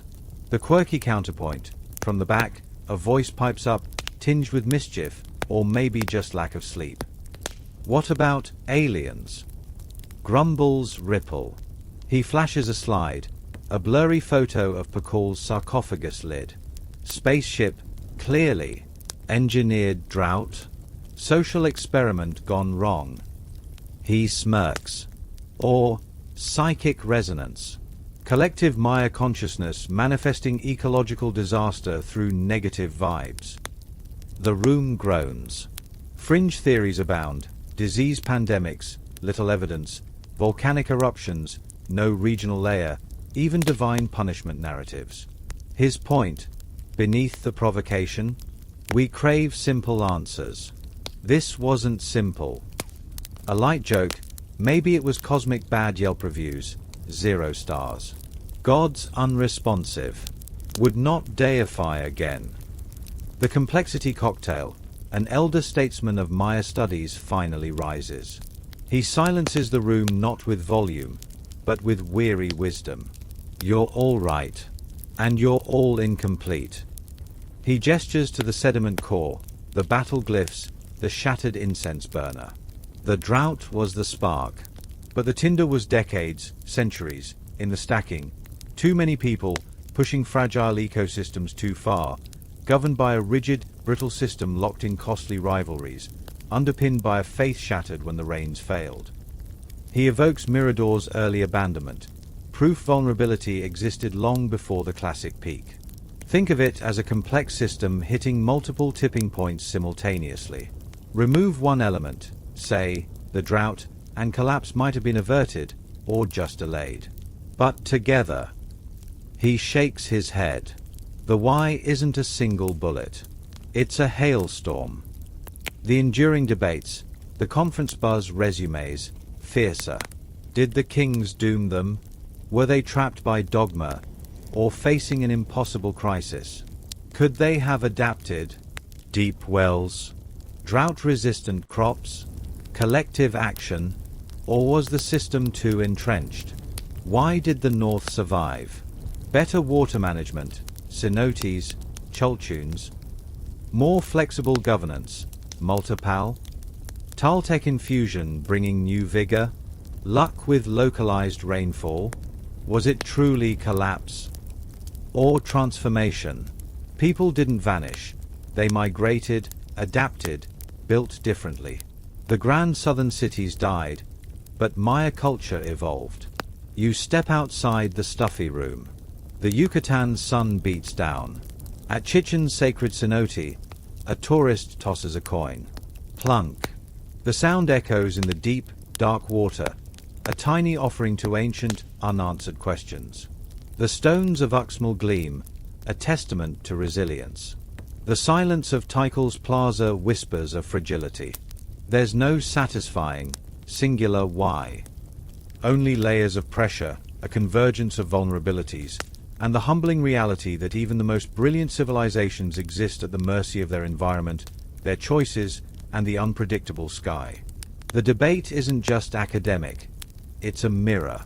How stable is our web? What pressures are we ignoring? The scholars keep arguing, chiseling away at the monolith of mystery, one fragmented theory at a time. Tomorrow, we'll feel the echo of those stones in the modern jungle. But tonight, the only certainty is the weight of the question, hanging like a star in the clear, dry Yucatan night. There's no satisfying, singular why. Only layers of pressure, a convergence of vulnerabilities, and the humbling reality that even the most brilliant civilizations exist at the mercy of their environment, their choices, and the unpredictable sky. The debate isn't just academic. It's a mirror. How stable is our web? What pressures are we ignoring? The scholars keep arguing, chiseling away at the monolith of mystery, one fragmented theory at a time. Tomorrow, we'll feel the echo of those stones in the modern jungle. But tonight, the only certainty is the weight of the question, hanging like a star in the clear, dry Yucatan night. Section 24. The scholarly debates echo in your mind like fading glyphs as you push through a curtain of hanging vines, emerging into a sun-drenched clearing. Before you isn't a towering pyramid, but a modest milpa, a patch of jungle cleared, burned, and planted with maize, beans, and squash. An elderly Maya farmer, his face a map of sun and time, pauses his work. He leans on a wooden digging stick, wiping sweat with a worn cloth. You ask about the nearby ruins peeking through the trees, Tikal, perhaps, or Caracol. He smiles, a gesture holding centuries. The old stones. They're sleeping. We're waking. This moment crystallizes the truth. The Maya didn't vanish, they transformed. Their legacy isn't just in silent plazas, but in the living breath of the forest and the resilience of their descendants. You stand at the threshold of understanding. The grand narratives of collapse, the intricate theories of drought and warfare, dissolve into a simpler, profound reality, continuity. The farmer tending his milpa uses techniques honed for millennia, slash and burn, polycropping, an intimate knowledge of soil and season passed down like sacred heirlooms. The rhythmic thump-thump of a woman grinding maize on a stone metate nearby is the same sound that echoed in Copán's courtyards and Palenque's kitchens. The scent of pom, copal incense, rising from a household shrine isn't just tradition. It's a direct line to the priests who burned offerings atop El Castillo. Mainstream fact grounds you. Over 7 million Maya people live today across Mexico, Guatemala, Belize, Honduras, and El Salvador, speaking over 30 distinct Mayan languages, practicing syncretic forms of their ancient faith, and preserving core cultural values, community, respect for the land, the cyclical nature of time. The jungle itself is an archive. Walk with a H-Men, traditional healer, near Palenque. He doesn't point to stele, he gestures to plants. This chaya, good for strength, like our ancestors knew. This ex-Tibetan flower calms the spirit. He peels bark from a ramon tree. Flower for hard times. The old stones knew hunger. We remember. The forest isn't just reclaiming ruins. It's a living pharmacy and pantry. Its use is encoded in oral traditions that survived conquest and collapse. The quirky tidbit feels sacred. Archaeologists identified ancient Maya medicinal plants from residue in pottery vessels. Modern H-Menab use the same plants for similar ailments. A 1,200-year-old prescription still filled. Rediscovery wasn't just excavation. It was reconnect ion. Picture John Lloyd Stevenson and Frederick Catherwood hacking through the Peton jungle in the 1840s, their astonishment captured in Catherwood's exquisite drawings. Tikal's temples, smothered in green, emerged onto the world stage. Locals guided them, descendants of the very builders, who knew the paths and whispered the old names: Yaxmutal, Tikal, Oxtatoon, Calakmal. The stones weren't lost. They were remembered, often revered, sometimes feared as dwellings of Aluxab, mischievous forest spirits. The scientific expeditions that followed, Sylvanus Morley mapping the Pook, Alberto Ruz discovering Pakal's tomb, relied on this living knowledge. A light joke: imagine the first archaeologist asking for directions, seen any giant, vine-covered pyramids. Oh, those? Turn left at the saber tree. Watch for snakes. The stones speak anew. Modern archaeology isn't just about kings and dates. It's uncovering the lives of commoners, artisans, farmers. LiDAR, light detection and ranging, technology peels back the jungle canopy like a magician's trick, revealing vast, hidden cityscapes, intricate road networks, and terrace fields invisible for centuries. At El Zotz, near Tikal, LiDAR revealed a sprawling royal palace complex and defensive walls rewriting the city's history. At Holmel, stunning friezes depicting Maya mythology were found buried in pyramids. Each discovery chips away at the mystery, replacing it with staggering complexity. Historians still argue, but now with sharper tools.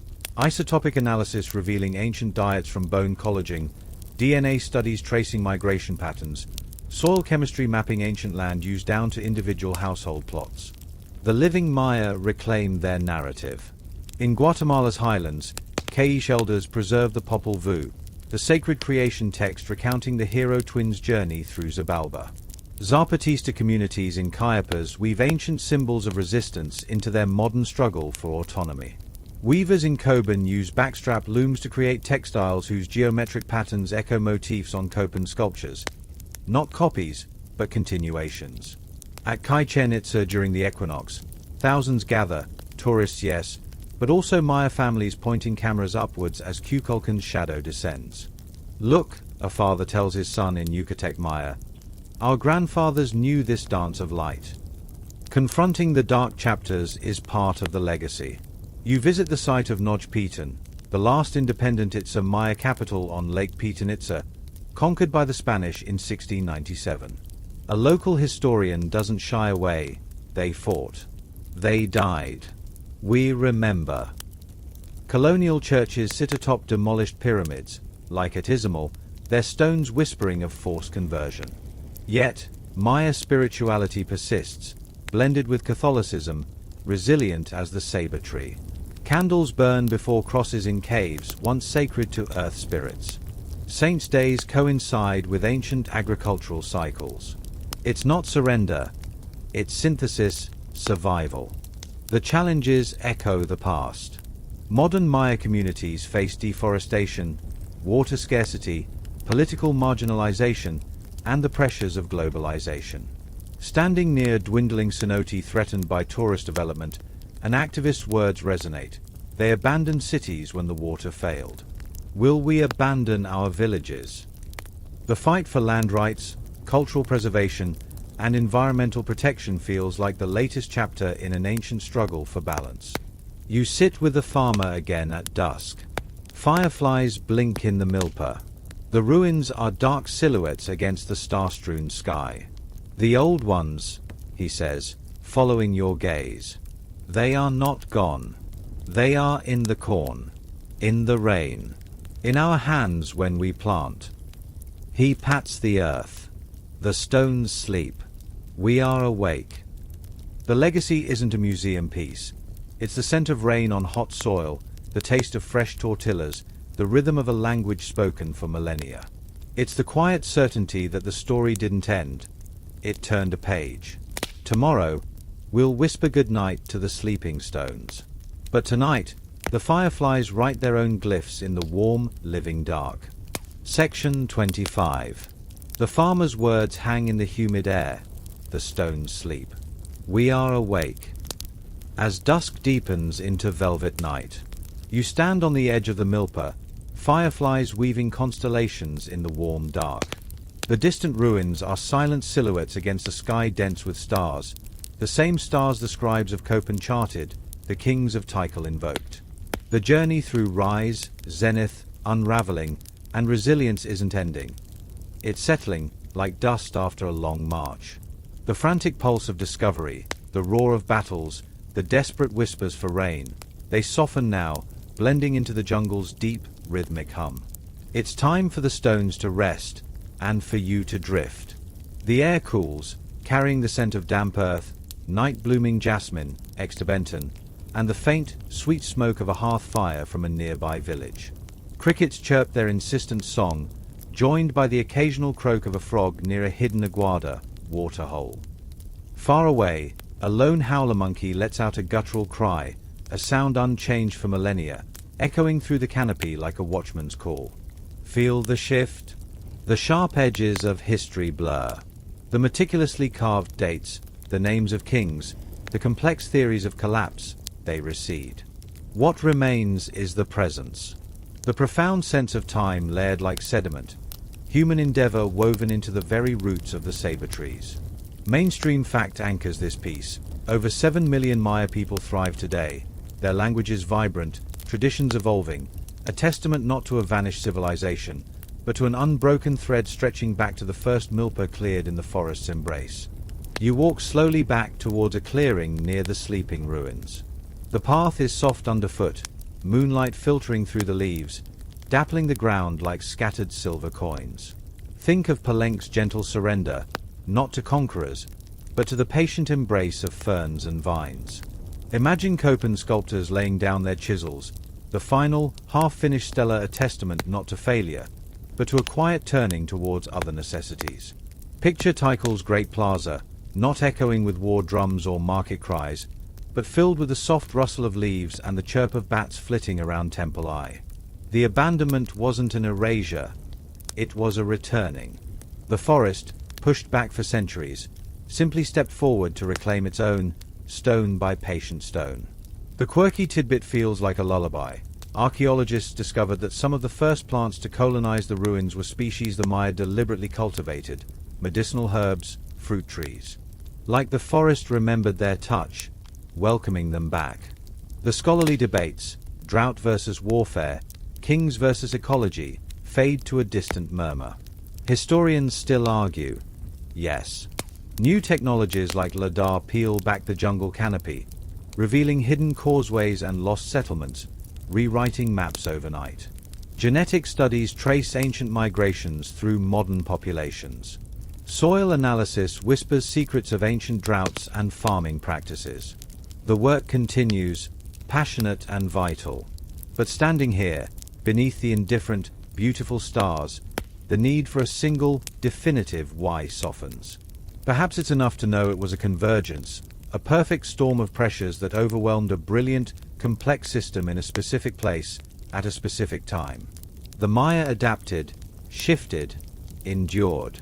Their story isn't tragedy. It's the long, slow breath of human resilience. Feel the coolness of a weathered stela as you lean against it. Moss cushions the ancient stone. This monument, perhaps raised by a king to shout his glory into eternity, now serves as a perch for a tiny tree frog, its throat pulsing silently. Time has a way of smoothing sharp edges, absorbing grand narratives into the quiet hum of life continuing. The saber tree, the world tree piercing the heavens, still stands sentinel. Its roots, deep in the underworld, touch the bones of kings and farmers alike. Its branches reach towards the same stars that guided Tikal's cosmic journey and the H-men's healing prayers. The cycle continues: birth, growth, decay, renewal. The stones sleep, but the forest breathes. Wind down. So let the images soften now, like watercolors left in the rain. Let the towering pyramids of Tikal dissolve into gentle, moonlit mounds. Let the intricate glyphs of Copán blur into patterns of shadow on stone. Feel the cool plaster of Palenque's palace floors beneath imagined feet, not bustling, but still. Hear the murmur of the Ochalam River, a constant thread through centuries, still flowing, still singing its quiet song. Imagine the warmth of the hearth fire in the farmer's hut, the scent of roasting maize, the murmur of family in Yucatec or Keish or Cuequi, languages that refuse to die. The howler monkey's distant cry fades, replaced by the whisper of wind through 1,000 leaves, a sound as old as the hills themselves. The fireflies' dance slows, their tiny lights winking out one by one, returning to the dark.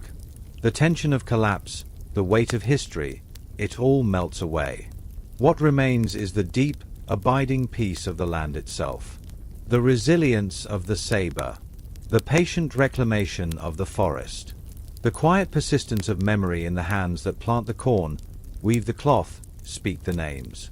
The stones hold their stories close, safe in the embrace of roots and time. The kings sleep. The artists sleep. The warriors sleep. The rain falls, gentle now, on ancient plaster and new leaves alike. The cycle turns. The world breathes. Let your own breath deepen. Match its rhythm to the sigh of the wind. Feel the solid earth beneath you, holding centuries, holding you. The journey through the lost cities, the whispers of why they were left, it all fades into the soft, enveloping dark. The mysteries remain, cradled by the jungle, guarded by the stars. There is no need for answers now. Only rest. Only the profound, comforting silence of a story paused, not ended. The stones dream. The forest watches. Sleep now. End of script. Sweet dreams.